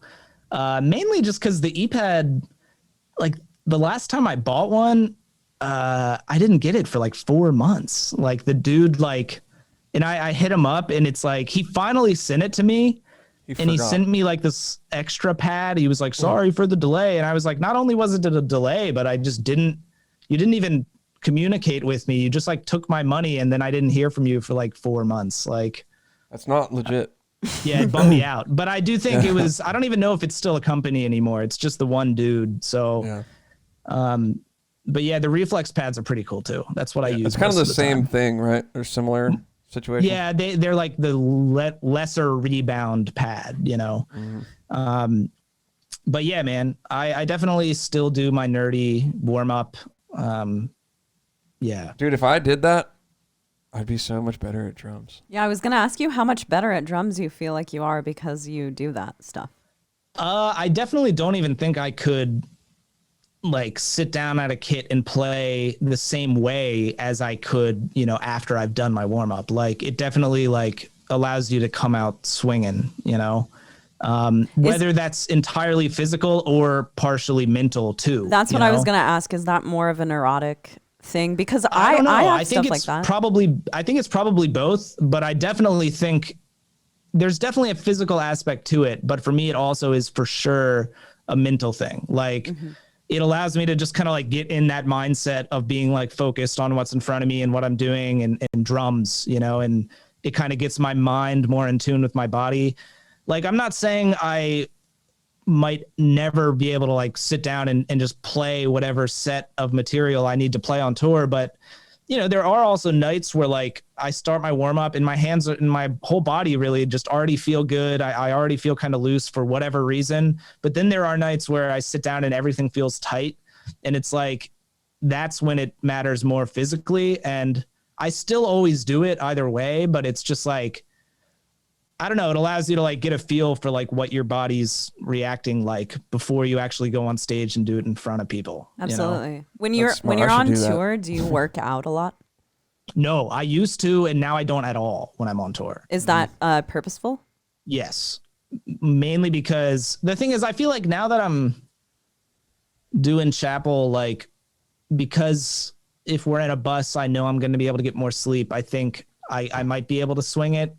But whenever I would before that, I would like play a show and work out and then, you know, go out in a van and like get like 4 hours of restless sleep after having squatted. And like, I just feel like fucking shit the whole next day, you know? Yeah. Like my entire body aches and and then I end up getting sick because your immune system's run down. You haven't had proper recovery. So I pretty much just stopped ever working out on tour. Like I was just like, all right, I'm just going to focus on the show and getting rest, you know. Sounds like an excuse to me, dude. I know. Yeah, well, you might be right. I think that everyone's different. But for me, I will say that the tours that I've worked out like constantly, I don't get sick. And for me, that's a real problem because it's like if I get sick, I'm fucked. And I get so insecure if I'm sick. I'm like, I shouldn't even be playing this show. It's not like a good. So I try to work out all the time because of that. But, you know, it could be, I mean, everyone's different. It's really, for me, the winter. I get sick in the winter, and then in the summer, I'm good to go. I don't know what it is. Just I always get sick on every fucking winter tour, man. Did I get sick on a Whitechapel tour? I think I got a cold on the tour we did with Atreyu, but other than that, I haven't. Basically, up until then, like every tour I've ever done not working out, I haven't gotten sick. Wow. Hey, what do you think of this? What do you think of this? Oh, dude, that's such a cute cat. I know, she's so very cute. She's oh my the God, best. can I have her? No. She Please. loves me. She loves me too. Yeah, she loves Naveen. She crawls onto him every morning. I want a cat. I want a dog really bad, but it hasn't made sense for me to really have a dog with touring, you know? But yeah. I know, that's the thing. We don't really know what we're going to do with her when we go on tour. Yeah, I just got her. Well, Naveen was like gone tracking. He did JFAC a few weeks ago, or I guess it's a few months ago. Oh, dude, that's sick. I can't wait to hear that. Yeah, man. It was a good time. Hell yeah. Hanging out with Jason. Hell yeah. How'd it go, man? It was fun, dude. Like, Jason's sick. That guy rules. Hell yeah. Yeah, I mean, it was just me and him. Like, that was it. So that's tight. Have you tracked with Jason before? I tracked one album with Jason. I did like a session job with him. And that's also when I was down there, we did this like cover of a Rick and Morty theme song thing. Oh, yeah. I forgot about that. We were talking to him. That was amazing, dude. Dude, I was so happy they actually used it. I couldn't even believe it. Dude, that's that's amazing. Coolest fucking thing that's ever. So cool. Dude. That's the coolest thing you'll ever do. That's the closest I've ever been of being jealous of somebody. Damn, you know, I was like, really? He said that when it happened too. When it happened, he was so like, sick. I'm jealous. Like, Damn, I'm so honored. yeah, I was like, that motherfucker's drumming is on a Rick and Morty episode, dude. Fuck, man. Well, come on, dude. I think it makes sense though for you to be finally jealous of one thing I did, because my entire career has been like me being jealous of your shit. You know, I'm like, I try to get the animals gig after you. It doesn't work out. You got it the first time. Like, there's been a bunch of shit. Thank you. But it's funny, you know. No, it's totally funny. No, it's totally. Yeah. And I wasn't Like, like, I'm I not wasn't actually- like, oh damn. It's just, it was like, all right, man, that's crazy, dude. That's sick. That's sick. I want that. I want that. I want to do that. Sick. Yeah. I mean, Damn. that was amazing. Yeah, Well, yeah. thank Because you. you guys, Yeah. you were like cats out of the bag, dude. Like, I was like, what? Dude, that was that how I crazy. said it? Yeah, I'll never forget, dude. The post. And it was it's like, actually cats amazing. out of the bag. We're on Rick and Morty. I was like, what the fuck? Naveen has never been jealous of anyone doing anything, like nothing. But that time it was like, I'm so jealous of Alex. This is bullshit. Wow. I'm jealous. Thank you. I mean, they just used it in the outro credits, but I was still so stoked. That's amazing. Dude, Come yeah, on. It doesn't matter. Dude, you're on fucking Cartoon Network, Adult And Swim. it's actually it's an episode I really like too. So I was like, sick. Hell yeah. I know. I Which can't episode remember is which episode Yeah, it which was. episode is It's is it Morty's Mind Benders? I think it's in season 3. Yeah. I think it's like season 3, episode 8. I can't remember. We should, Hold on, I think they have- just put Rick and Morty on Netflix. Yeah, I have it. I literally have it Amazon. like on my other monitor. Amazon, Hold yeah. on. I'll just Hulu. look real Oh, quick. you're just have it on loop real quick. Hulu. That's it. Yeah. That's where Rick well, and no, I Morty have it on. I have HBO Max. I don't pay for it. Don't worry. It's my friend's account. So I hope HBO never sees this. But They watch, dude. No, I'm just kidding. no. We're talking to them about syndication. HBO Yeah, is looking to Morty's, sponsor us. Morty's Mind Blowers, season 3, episode 8. I don't know the name. I need to know what happens in the episode. Yeah. It's the one where like Morty and Rick are. It's kind of like what they did instead of interdimensional cable, where like Morty gets his memories removed by Rick, so they're like going through all of them. Like they put that thing on the helmet, and it gives him like a flashback of like other stuff he's done. Yeah, I think so. I don't know about. I have to see can't it. I don't know. remember. It's not ringing might a have bell. We been should like I've go definitely back. seen We it. should go explanation. rewatch it. Yeah. We watch Rick and Morty as it comes out, but we haven't really revisited it very much. Oh damn, really? That's crazy. Yeah. I I've love never, me some Rick and Morty. It's a great show. Shit's I've never awesome. really watched like a cartoon show like that as they come out. I just wait till it's all out so I can watch all Naveen of right it. now is making me watch Trailer Park Boys animated series, Dude, and it's I so good. can't fucking Have you I stand seen haven't it. watched it. I can't stand Do it. you like Trailer Park Boys at all? I only have watched a little bit of it, but what I've watched I thought was pretty good. It You works shouldn't- so good you as a shouldn't cartoon, watch dude. It's any so more good. of it because they repeat the same thing over and over and over through like 20 seasons of show. Yeah, they have, dude. Those guys. And go Naveen made me hard. watch it all. But It's that's not okay because I all. make him We're- watch true crime Yeah, shows. the Hell yeah. the sick. Trailer Park Boys animated series. Dude, it's sick, dude. it's pretty sick. good. I can't. I It's just can't the hate on it. same thing but animated. You know, And so it's okay, it's so great. you've only seen a little bit of it, but we were playing a show on a contortionist headliner. We were playing in Houston. It's actually the same day that we asked Travis to join our band. But Hell yeah. But we were playing a show and fucking Mr. Leahy and Randy, dude. I was like, were is at that the show. fucking Mr. Leahy and Randy? They were there like at 2 p.m. They like, were there. early. And I was like, is that what's going on here? Why are they here? But Dude, it was a sign that you had to ask him to be in your band because Yeah. other cool stuff happened that Yeah, day. yeah. That's why. but they like were there because they were performing a show the next day, and Randy stayed and partied all night. He got like Damn. shit faced. Hell yeah. It was pretty awesome. yeah, it's pretty crazy, dude. Pretty crazy. That's I don't so know if his tight, name's dude. actually Randy or not. His but name's definitely not Randy, but he was shirtless, or yeah, he had a did- shirt. He did do that. Damn, But dude. that's probably the coolest tour story. Do you have any cool tour stories, Alex? One time, I when couldn't was find my flying- left felt on my crash Yeah. cymbal. Okay, wait. And, We crash saw you felt, when we you saw you know. in Santa Cruz very long ago. I think it might have been with Heart Machine or the Faceless. Faceless. You guys hit a that was moose in the or- that was like the Bay Area, I think. No, there was No, a Santa show in Cruz. That in was in Santa Santa Cruz Cruz. where we saw you, and someone that we knew jumped on your practice pad.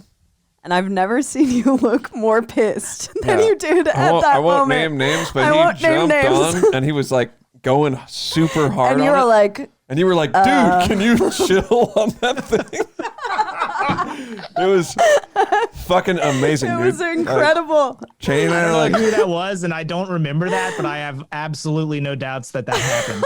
yeah, no, like, We because just I was like, watched oh, it. cool. Let me, like, just kind of respecting the pads. But then it's like He our was friend got on there and shit faced. he just was he shit faced? Yeah. Okay, Yeah, it was. but we'll tell you off air. Tell you off air. I don't think you. I can't don't know remember. if you'd know I him. could probably. Oh yeah, I don't know if he would know or not. I could probably text you real But quick. it was just funny. I don't really care so much anymore unless the person like doesn't even ask me. Like one time. No, he didn't ask He you. didn't ask you. Yeah, he just jumped. You on. you He had went for it. every right to be Yeah, pissed. yeah. I would have freaked out if that was my shit. I would have been like, "What the fuck are you doing?" You know, the last time that happened that it bothered me was actually kind of recently. Was that I don't want to be a dick because like. No, be a dick. Who cares? Well, no, but you're not so a dick. You're just It was a stating. Whitechapel show we played in California, and Naveen jumped on no, your it was friend. we played a one-off. Like they weren't on the tour, but they played this show with us, Carnifex, and I don't remember that drummer's name. I've only met him like one time, but I'd never met him before, and I was not in the green room, but like I guess he knew everyone in Whitechapel, but like I had never met him because I wasn't playing with them when they had toured with them, and I came back into our green room and he was in our green room. I didn't even know who he was, and he was just on my pads playing, and he also was like wearing his boots and they were all muddy and like Oh. and I was just like, who are you? And like, why are you on my stuff? Like that rubbed me the wrong way. But it was just because I didn't know who he even was. I was like, what the fuck, dude? Like, why are you in our room? Yeah, it's always a little weird when you don't get an introduction and someone is like kind of backstage in your area, like doing whatever the fuck they want. And like, Yeah. yeah, I don't think it's you being mean. I think it's just, especially when you're on tour, you want your space to be respected. Like, Yeah. dude, Naveen and I had a bed in the back of our van.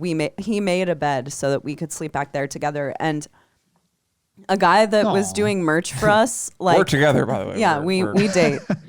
I But know a guy who was on tour doing merch for us climbed onto the bed and was like all sweaty and shit all over my blankets, and I freaked the fuck out. It's like, dude, I have nothing. Nothing belongs to me. Literally, I have nothing, no space. The least you could do is respect the fucking blankets that I sleep with at Yeah. night. Like, come on. That'll set me off if I'm 23 days into a tour and I haven't slept. It's like, you Yeah. have to be. Oh yeah, dude. 23 days into a tour, I'm like a fucking loose cannon. Dude, I'm a lunatic. Sometimes I'm like, am I sane? Like, Yeah, no. it's just, Ready to fucking especially snap. if I've just drank a lot of coffee, then Dude, I'm that's like, how I feel every day of my life. I know.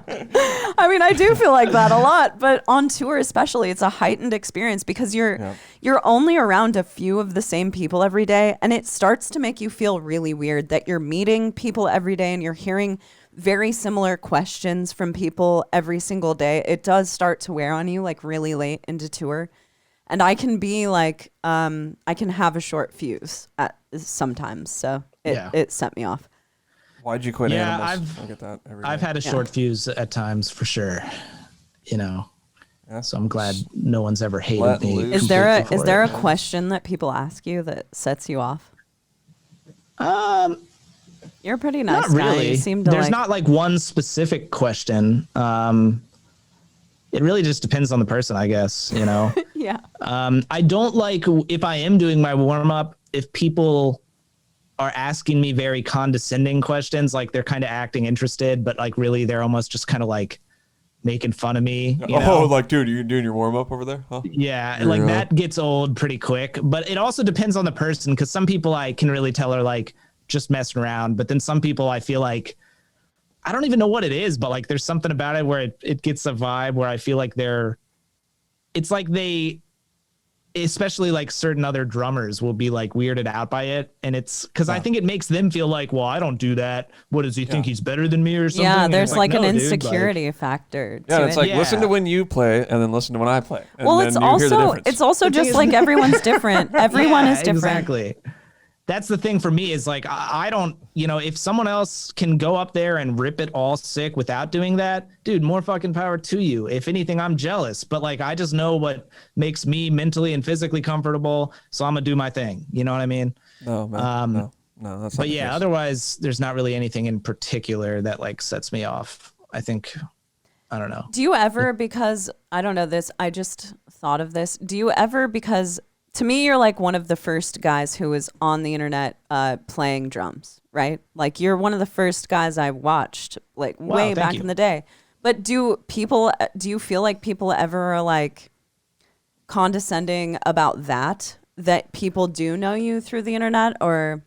No, not really. I feel like maybe I've done enough real life stuff where like now where people don't get like that. I never really got that, but I also was never the YouTube sensation that some people are, Totally. like I do okay on there, but it was never like, I was never doing specific types of covers just to get views or anything, like respect for that. even respect for that. Yeah, I know. Thank you. That Yeah, I is- mean, even now, like there's not, relatively speaking, I don't even have quite, I have like under 100,000 subscribers still. Like it's not bad where it's at, but like there are definitely people that like do way better, Yeah. And But it goes it's back just to that- like, okay, they're doing like, whatever, I don't know. Well, a lot of people Ariana do like Grande or- jokey shit like- as well. Like it's all the thing, all the rage nowadays to do all of these like super edited videos that cut to like every single funny thing. And Yeah. you've never done that. And I very much enjoy that about you've just always been a drummer. It's not like here's That's kind of been my Alex. thing. Yeah. I always respect that about all of Thank the you. people I know who do that type of shit. It's like, maybe it's just because it doesn't really work for me. Like I don't really like that like clownish internet presence thing, and I enjoy that about your. Thank you. You being Or a just, player. doing stuff just because it's popular. It's Yeah. Yeah, man, right, I've always definitely had a lot of pride and integrity in what I do. And like, I only want to do, what I want to do. And like, I'm a doofus and I'll goof around and stuff. But like, at the end of the day, like when it comes to posting, it's especially videos and stuff, it's, that's the focal point for me has always been the drumming itself. So like, I do understand what you're saying. There've been definitely times where I'll see some YouTube channel, some guy that's like got a bajillion subscribers and millions and billions of views. And he's like probably making mad money off the advertising for that. And people like that. And I see it and I get like a little jealous. And then I have to like in my head think like, but I'm not jealous of that. I'm jealous of like the success of it, but like not the, it's still not like what I would really want to do. And I kind of have to like catch myself. Absolutely. Dude, I do the same thing. Play it through. Do you want to go cover every Ariana Grande song or whatever? It's like, and have a whole crew of, it's just, I'm not doing it.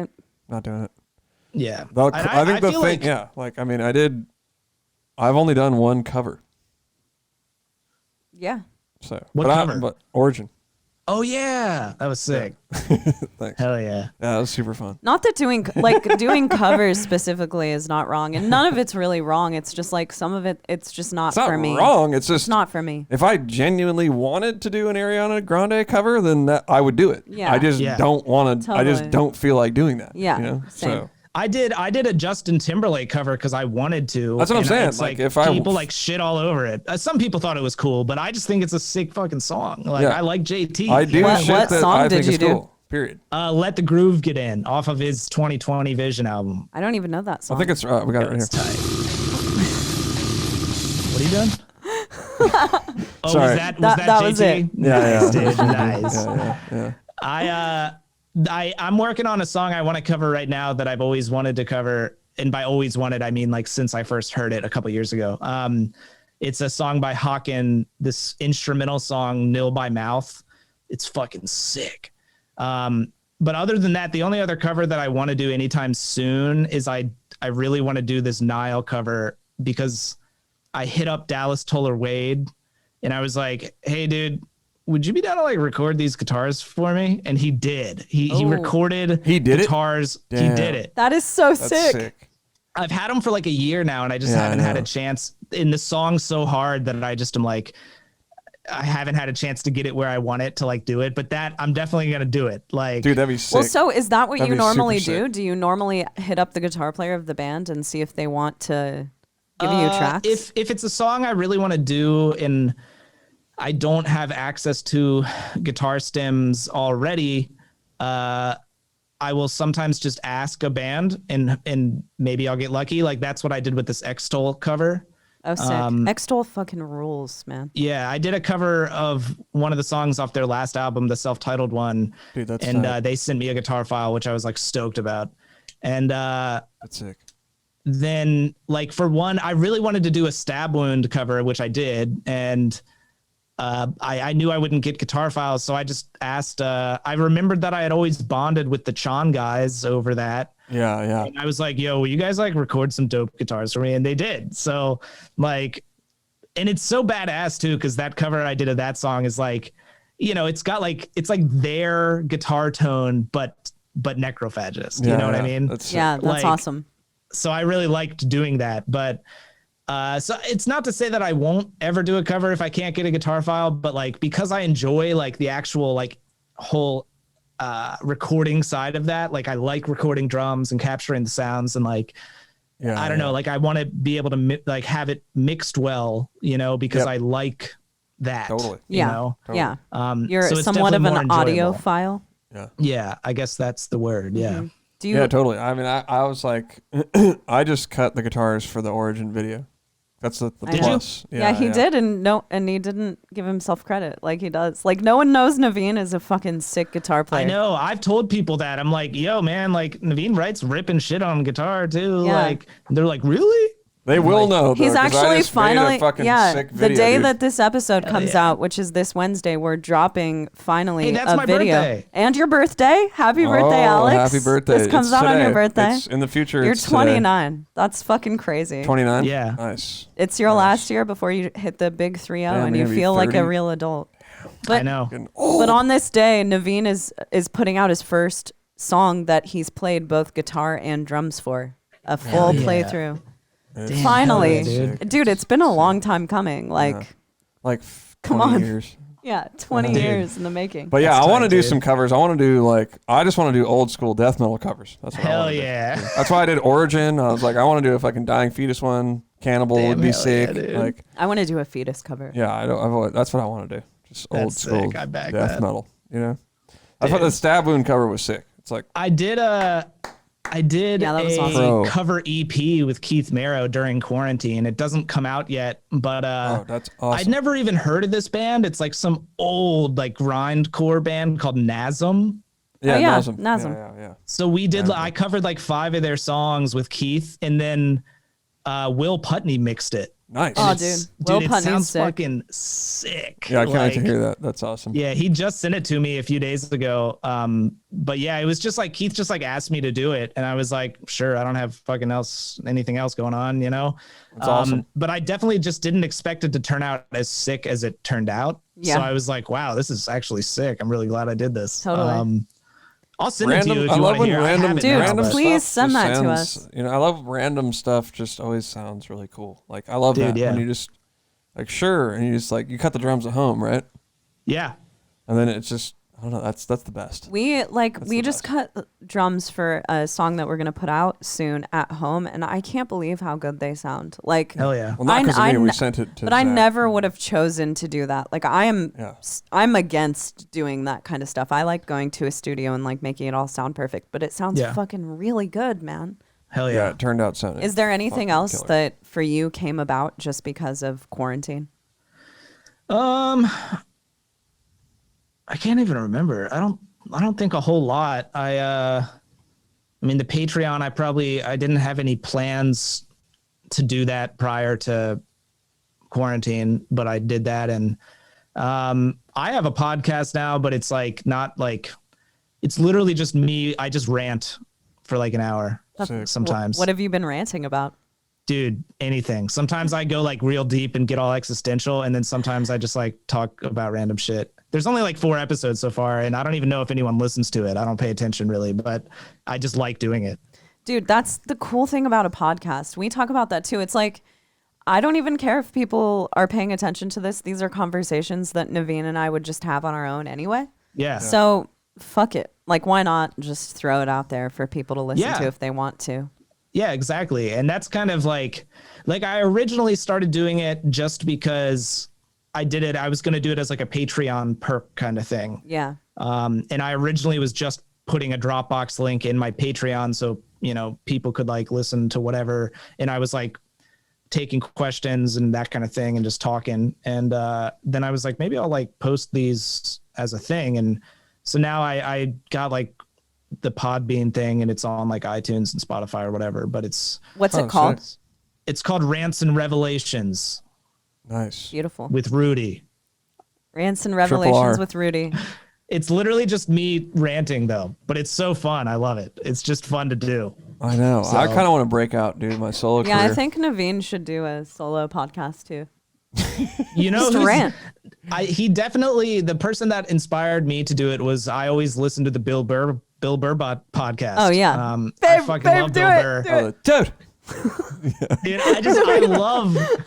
I love Bill Burr's comedy, and I just love that his podcast is just him ranting like a maniac. Have you listened to the Bill and Bert podcast with Bert Kreischer? Dude, that's why we started this podcast, is because I was so obsessed with like Your Mom's House, and I love Joe Rogan, of course, but I love all of his comedian friends podcast. I listen to Bertcast all the time, and Eliza Schlesinger, and that's why we started this shit. So it's very that stuff's really inspiring.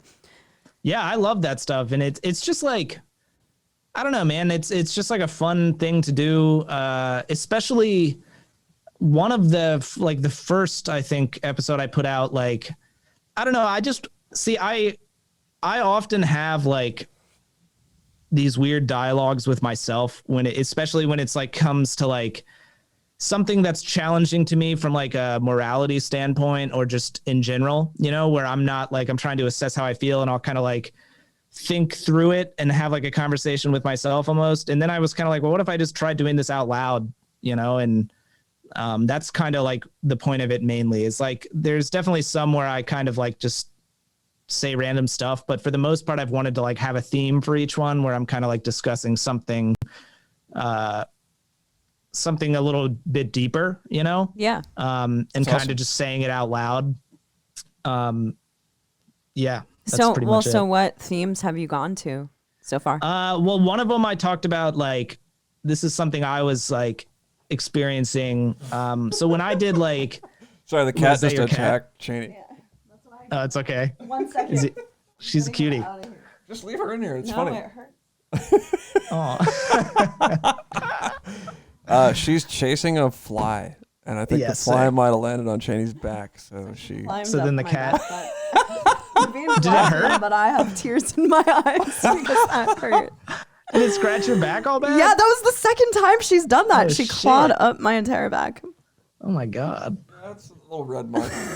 Oh shit! God damn, you gotta be careful with the kitty in the I'm house. used to it at this point. It's just like that piercing. Sorry, Alex was like getting all deep, and then she like fucking. All right, go get deep. Get deep again, Alex. No, I was just like, when I did one of the Good Tiger albums, I like, it wasn't a bad experience, but I was like really stressed out because I was like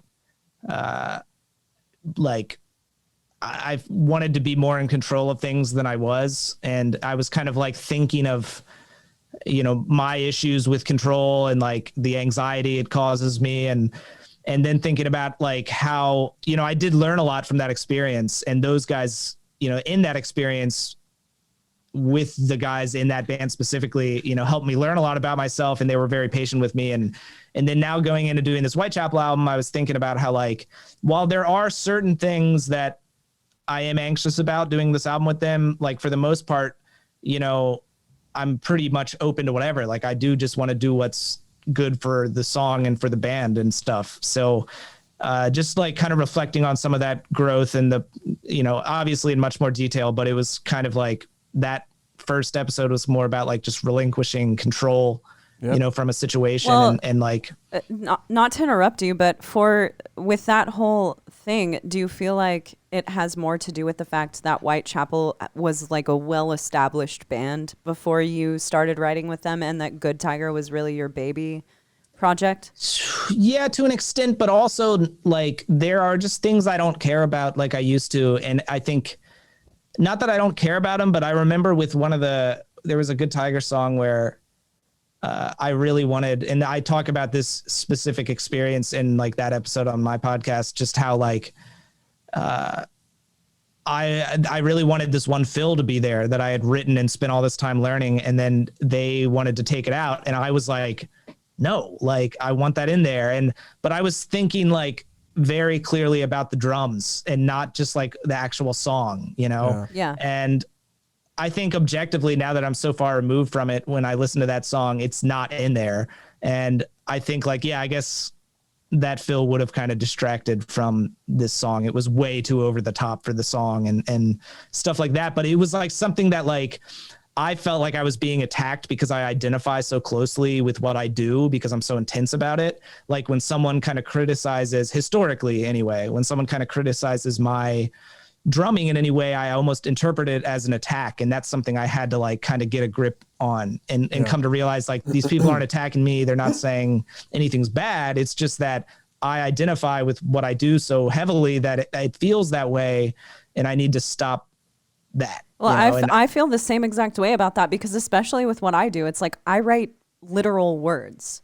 Mm-hmm. So if someone is saying that they don't necessarily like a line that I write, then it is, I have historically as well taken it as kind of like a personal attack because it's like, man, this is like from my heart and I'm really attached to this because it means a lot to me. So I can relate a lot with what you're saying, especially on that level. It's like, your writing is a part of who you are, and it is a learning process to detach from that because no one is looking at it as like Rudy sucks or like this, what is he trying to do? It's just like what serves the band the best way. Exactly. And that's, but like you said, it's hard sometimes to let that kind of thing go. And I think, and that was another thing too, is I always had, way too much pride to like, with doing the Good Tiger stuff, we could have tracked both those albums with how prepared I was. We could have done the drums in like a day if I hadn't been such a fucking psycho. Like I was like, Nolly would be like, all right, that was great. Let's move on. I'd be like, no, like it's not perfect yet. And he'd be like, dude, I can like fix that. Like relax, and I'm just like, and then like, flip to years later, I did this album with, I did it out in LA. I'm not sure. I can't actually say what it is yet because the band hasn't even announced that I did it. So I shouldn't say it, but I tracked that album. I did 12 songs in 2 days and I was prepared, but like, I also just, just went with it. Like he would be like, that was great. And I was like, I kind of played a couple things funny there. And he's like, yeah, but I can fix that. Like, let's just keep going. And Let I them was fix like, it, dude. That's their job. Let them fix it. That's what I say. I know. But like, you can fix that? Cool. Let's move on. I know, but it took me a long time to get there, for me, because I'm, crazy. But yeah. But it does. It's like, I mean, sometimes people, like for instance, was the documentary person on a whole session that Naveen did. And it's like, they got Naveen to play, but then when Naveen was playing, it's like they changed a bunch of shit about what he did. And I noticed that you have like grown over the years as to what you're down for people to tell you is okay for you to change. That is a learning process, especially if you're going to be like a session musician. Like it is kind of hard to let go of your who you innately are. Because you're Alex, like you're gonna play like Alex, and you want to play like Alex, but they might want you to play like Al, or you know, like Lex. Yeah, no, it just depends. It just depends. Like it depends. Like for the Whitechapel thing, like Mark and everybody's just kind of telling me what to do. It's like, but that's fine with me. I mean, the only Yeah. time I really get defensive or whatever, it's like if Inthios is hitting the studio, don't tell me what to do. Yeah, Straight that's up, why. fuck But off. but honestly, like I felt like you working with Mark and Whitechapel was a very good step in the Entheos process, because Mark is one of the first people who I think taught you to like kind of lay back a little bit and let everyone else do their thing and or to he's pay like, attention let me a little see, more. that feels cool, but let's see what the vocals are doing. Yeah. And it's like, yeah, it doesn't work. So, I mean, you know? specifically of like all session drumming that you've done, I think you came back from working with Mark like a little as a different player. Totally. Almost. I was like, all right, man, I got to maybe rethink. It's not jazz hands the whole time. Because because I did the same thing. I was like, dude, I got this super sick idea for this part. And it's like, yeah, it's cool on drums, but Mark's like, no, man, just like, just play a solid beat through that part, you know? And to me, I was kind of like, fuck, all right, I had this really sick part, but, you know, in hindsight, it's like, he's right, dude. Because he's like, this is the part that, like, drives the song, and he's not attached, you know? He's like, he's just being objective about it. Exactly. And like, he doesn't care. What is he trying to, like, sabotage me? You know what I mean? He's just trying to make a like, sick what album. would Mark gain from making it sound worse somewhere? You know? It's like everyone just goes in like you want to be yourself. You as a musician, you want to fucking sound sick. Man, I'm sorry. It just cracked me up, the idea of like the hypothetical idea of like the album being out and Mark being like, ha, sounds so dumb like, right there. It's like, oh, like all these cool fills that could have been. Dude, we've talked about Mark in the last 2 episodes that we've done. It's great. Mark rules. We should get him on the fucking I know, podcast. Mark rules, man. You should. Lark Mewis. Yeah. You should rules. wait till after I track with him so you can ask him about how neurotic I was. Yeah. Yeah. Well, we already know. I know, I'm just kidding. You're doing that in December? All right. Well. Yeah, we're going to call him on December 10th. I think so you're fresh. I don't even know the exact dates yet, but like the tentative date, I think they're waiting to hear back from the studio, but it's like the 2nd to the 9th or something. Oh, you're not doing drums at his house? You're going to go to a studio? We might, but I think they want to go to this. Mark wants to go to some room. I don't know which, sick. But like, I think if all else fails, we'll do it at Mark's house. And from what I understand, his room's pretty dope. So like, I think it would still be sick. We did it at his studio. I don't know. What was that? We went to some studio. It was before he had his room done. Oh, really? Yeah. I thought you did it at his room for some reason. No, we didn't. We went to that's cool. Warner Brothers. Oh, cool. Yeah, it was sick. It was super fun. It was hell yeah. That was like one of the coolest things I've ever done. Like going to. Dude, I love going to like a new studio I've never been to. Dude, I love it. It's so fun. Yeah. I love doing that, and the JVAC thing was super fun. Just I've always wanted to record with Jason. You know, like I've been. Hell yeah. You know, I'm sort of into engineering and stuff, and he's always been a sort of an influence, I guess you could say. Yeah, man. He's done a lot of records that I really love. I know. It's fucking crazy. So. Those guys have done a lot of good shit, man. Yeah. They're dope. Dude, without a doubt. But yeah, I'm it's funny with the Chapel thing, because like, you know, on paper, I think, you know, I'm kind of treated as like the session guy for this album too. But you know, at the same time, I'm gonna be the one playing them live. So like, I don't want to write anything that's what I was gonna say about the parts you wrote for, you know, whether you wrote all of them or whether you were just playing something that someone told you to play. Your parts for Whitechapel are my favorite songs to play live. Like, that's tight. They're way more fun than any of the older stuff, you know? All right. That makes sense though. Makes sense. It's just fun. Like, I don't like it. Some of it's tech, but it's also like just groovy and hard hitting. And it doesn't like, you know, in the live environment, I really enjoy it. So I'm trying to like, that's tight, man. Keep that in mind too. And, yeah, like I've definitely, there's one song on the album that, started with me. I programmed random drum ideas and sent them to Wade, and then he like wrote some guitars around them, and it turned into a song. That's awesome. So that's been kind of cool, just to like, you know, even though I am kind of like the hired gun guy, it's been cool that they actually like are down to let me have some creative input as well. So, you know. Well, that's important, I think, in making you like, you're going to be the touring guy. So it's probably like, whether or not you like are saying, yeah, that's really important to me. It is kind of important in the long run to feel like you like had some say or input into what you're doing in the long run. So. Yeah, I want to like have that, but I also, you know, for a band like them, I want to, you know, you have to kind of think about their sound too. It's like they've done 7 albums. So exactly. it's that's exactly how I felt with.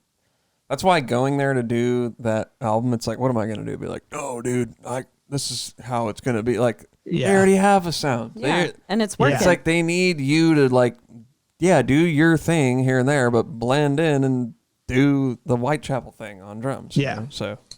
Yeah, exactly. So yeah, it's a good time. Yeah, man. That's what I'm trying to do. Hopefully it turns out sick. I do think the songs are pretty killer so far. So I'm stoked to hear it. Yeah, I can't wait.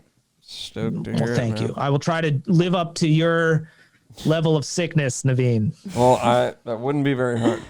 Dude, come on. You're a fucking sick guy. Come on. I mean, I didn't, dude, for that album, I was like on Summer Slaughter. I thought that I totally blew it, like, because they asked me to do it. And I was like, yeah, for sure. Obviously, I want to do that. And then we went on Summer Slaughter, and like, I just didn't really talk to them for like a couple months, you know? And then when we got home, I was like, hey, you guys probably got someone else by now, but do you still want me to do it? I mean, I'm down. And they're like, yeah, we want you to do it still. So I really didn't have much time to like prepare or anything. And then I sort of just went out there and I knew the songs just from like listening to them, and then that was pretty much just like, okay, I'll try it like this. Okay, do it again, do it like that some other way, or sometimes I think that almost turns out better, dude. I think that turns out way better. Like that's what we did for JFAC, and I'm straight up like not gonna prepare for the next NTS album. I'm just gonna hit the studio and just do random stuff. It like, sounds, I don't know. No, I actually like that. Dude, I agree with him because, dude, I'm such a huge fan of Flesh Rot, and I think that is some of Naveen's best shit because it wasn't necessary. Like when he does super think out parts, I think that when we hit the studio, he becomes like super set on those parts, like, and it's almost harder to get him to change stuff. Because I've like rehearsed it a million times. You know what I mean? So it becomes more stressful for him. And then Naveen like is quick tempered. So in the studio, it's like if he becomes quick tempered, it's like it's not a good setup for the rest of the thing. I'm not gonna the next NTS. I'm not gonna prepare. I'm just gonna hit the studio and just be like, all right, let's just try it. Whatever. It just turns out better, dude. The thing that sucks about that is then it's way harder to learn, you know? Yeah, like true. Whereas if before I'd like have it all under my hands, it's like, I'm good to go. Like I already know it all. But because you're definitely right. You know, that's the one thing. Like because of COVID, I've had all this time, and I was like, well, surely I should, work on this new Whitechapel stuff that I'm going to be tracking. But now it's almost like I'm so familiar with all of it. I'm sure that stuff is going to change still in the studio when I'm actually playing it. So I'm trying to like really mentally prepare myself for like, okay, I might be putting this time in and learning all this stuff, but anything could change. That's what I'm saying. Too attached. Yeah. Your favorite part that you made, Mark's going to be like, no, just rip it straight, quarter notes on the, and you're going to be like, fuck, man, I spent like a whole day learning this fucking part. I know. I have gotten better about that though, where I like, that Good Tiger experience really taught me that is at some point I had to accept that like, okay, as the drummer, there's probably just going to be times where I spend a lot of time on something and it doesn't end up making it, but that's just part of the job, I guess, you know, like I just have to accept that.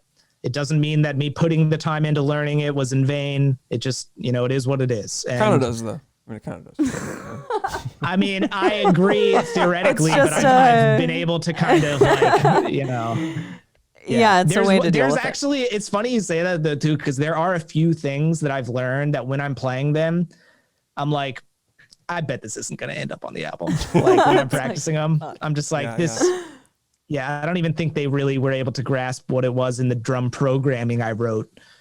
I'll keep playing it this way for now, but I bet this doesn't make it, Well, so I'm kind of like already trying to mentally prepare myself for it, if that makes sense. Then you'll probably just be surprised. Like they'll be like, yeah, that's actually way sick. We want to keep it. And you're like, awesome. Like that's better though. Yeah, I'm fine with that. That's better. Yeah, totally. So prepare for the worst, I guess. Yeah. Totally. Well, fuck, man. It's probably late there, right? Yeah. It's like 1 or something. Yeah, but I'm up to like 3 every day of my life, like a crazy person. So I saw that you had a Tim Hortons cup. Do you guys have Tim Hortons there? No, actually, a Tim Hortons employee gave this to me when I was in Canada. It's my favorite mug. It's a mug. Oh, it's like okay, because it looks like a paper cup at first. Oh no, it's just like solid. Yeah, that's porcelain or super whatever. sick. That's super Yes. sick. Speaking of like van touring, one of my favorite days on van tours is waking up in a parking lot that has a Tim Hortons in it. Yo, I actually really like that too. Yeah. Or doing any early morning drive when I have like a fresh coffee, especially Tim's, especially in Canada. I love doing early morning drives like in Canada for some reason, especially because a lot of it, depending on where you are in Canada, is really beautiful. And Yeah, it's amazing there. Well, for me, it's probably because I like to smoke weed so much, and weed is legal all across. That's true. All across the great country of Canada. So that is true. just enjoying every moment. America needs to get their shit together. Well, America is starting to get their shit together. A lot of states, yeah. right? It's A lot of it's a states, couple yeah. of states at a time. We're seeing going wreck. I know. In Maryland, it's like medicinal and stuff. So I don't think it's fully legal yet, but I don't know. It's going that way for It's sure. going. Yeah. Won't matter to me because I don't smoke weed. So Yeah, But- me either. but I smoke a lot, I do like so- CBD oil. So Oh yeah, I like CBD oil a lot as well. Like there's a guy who sends us CBD oil, and I'll take it in my coffee like every day, Yeah. and I see don't notice it's a noticeable I don't notice the difference. decreased anxiety because I'm an anxious person. So it helps me a lot. I wish I could get it here. I always got it on tour, and I would just buy a lot of it. If y'all ever want to buy some and mail it to me, I'll pay you for it. I'm always down. I actually I would think, mail it to you if you need it. Yeah, I would too. too, Well, thank because you. I actually think that it's very important. Like, I don't want to see any friend I have get on like some crazy prescription pills. So whether or not you're the type of person who would do that, it's like pot is so much better than that shit. I'd rather rather do Well, it. you can get CBD here, but it doesn't have like, it's only been in like California and Colorado where I've found it with like it has to have like a little bit of active THC in it. Totally. Otherwise, I feel like it just doesn't do shit. A lot of people like to mess with the 1-to-1s. So it's like an equal part THC That to seems like a CBD. lot. And It seems like a lot to me. I don't know anything about that, but yeah, I'm like kind of a weed connoisseur. So I know you are. yeah, That's all right. yeah, I like stuff that's like kind of, it gives you sort of the high, but it also gives you all of the relief that CBD gives to you. So the high to me, it's like, it's not like a super high off of weed, but it's that you're high enough to experience like the pain reduction and all of the good qualities of weed without being just blown out of your mind and like not being able to think.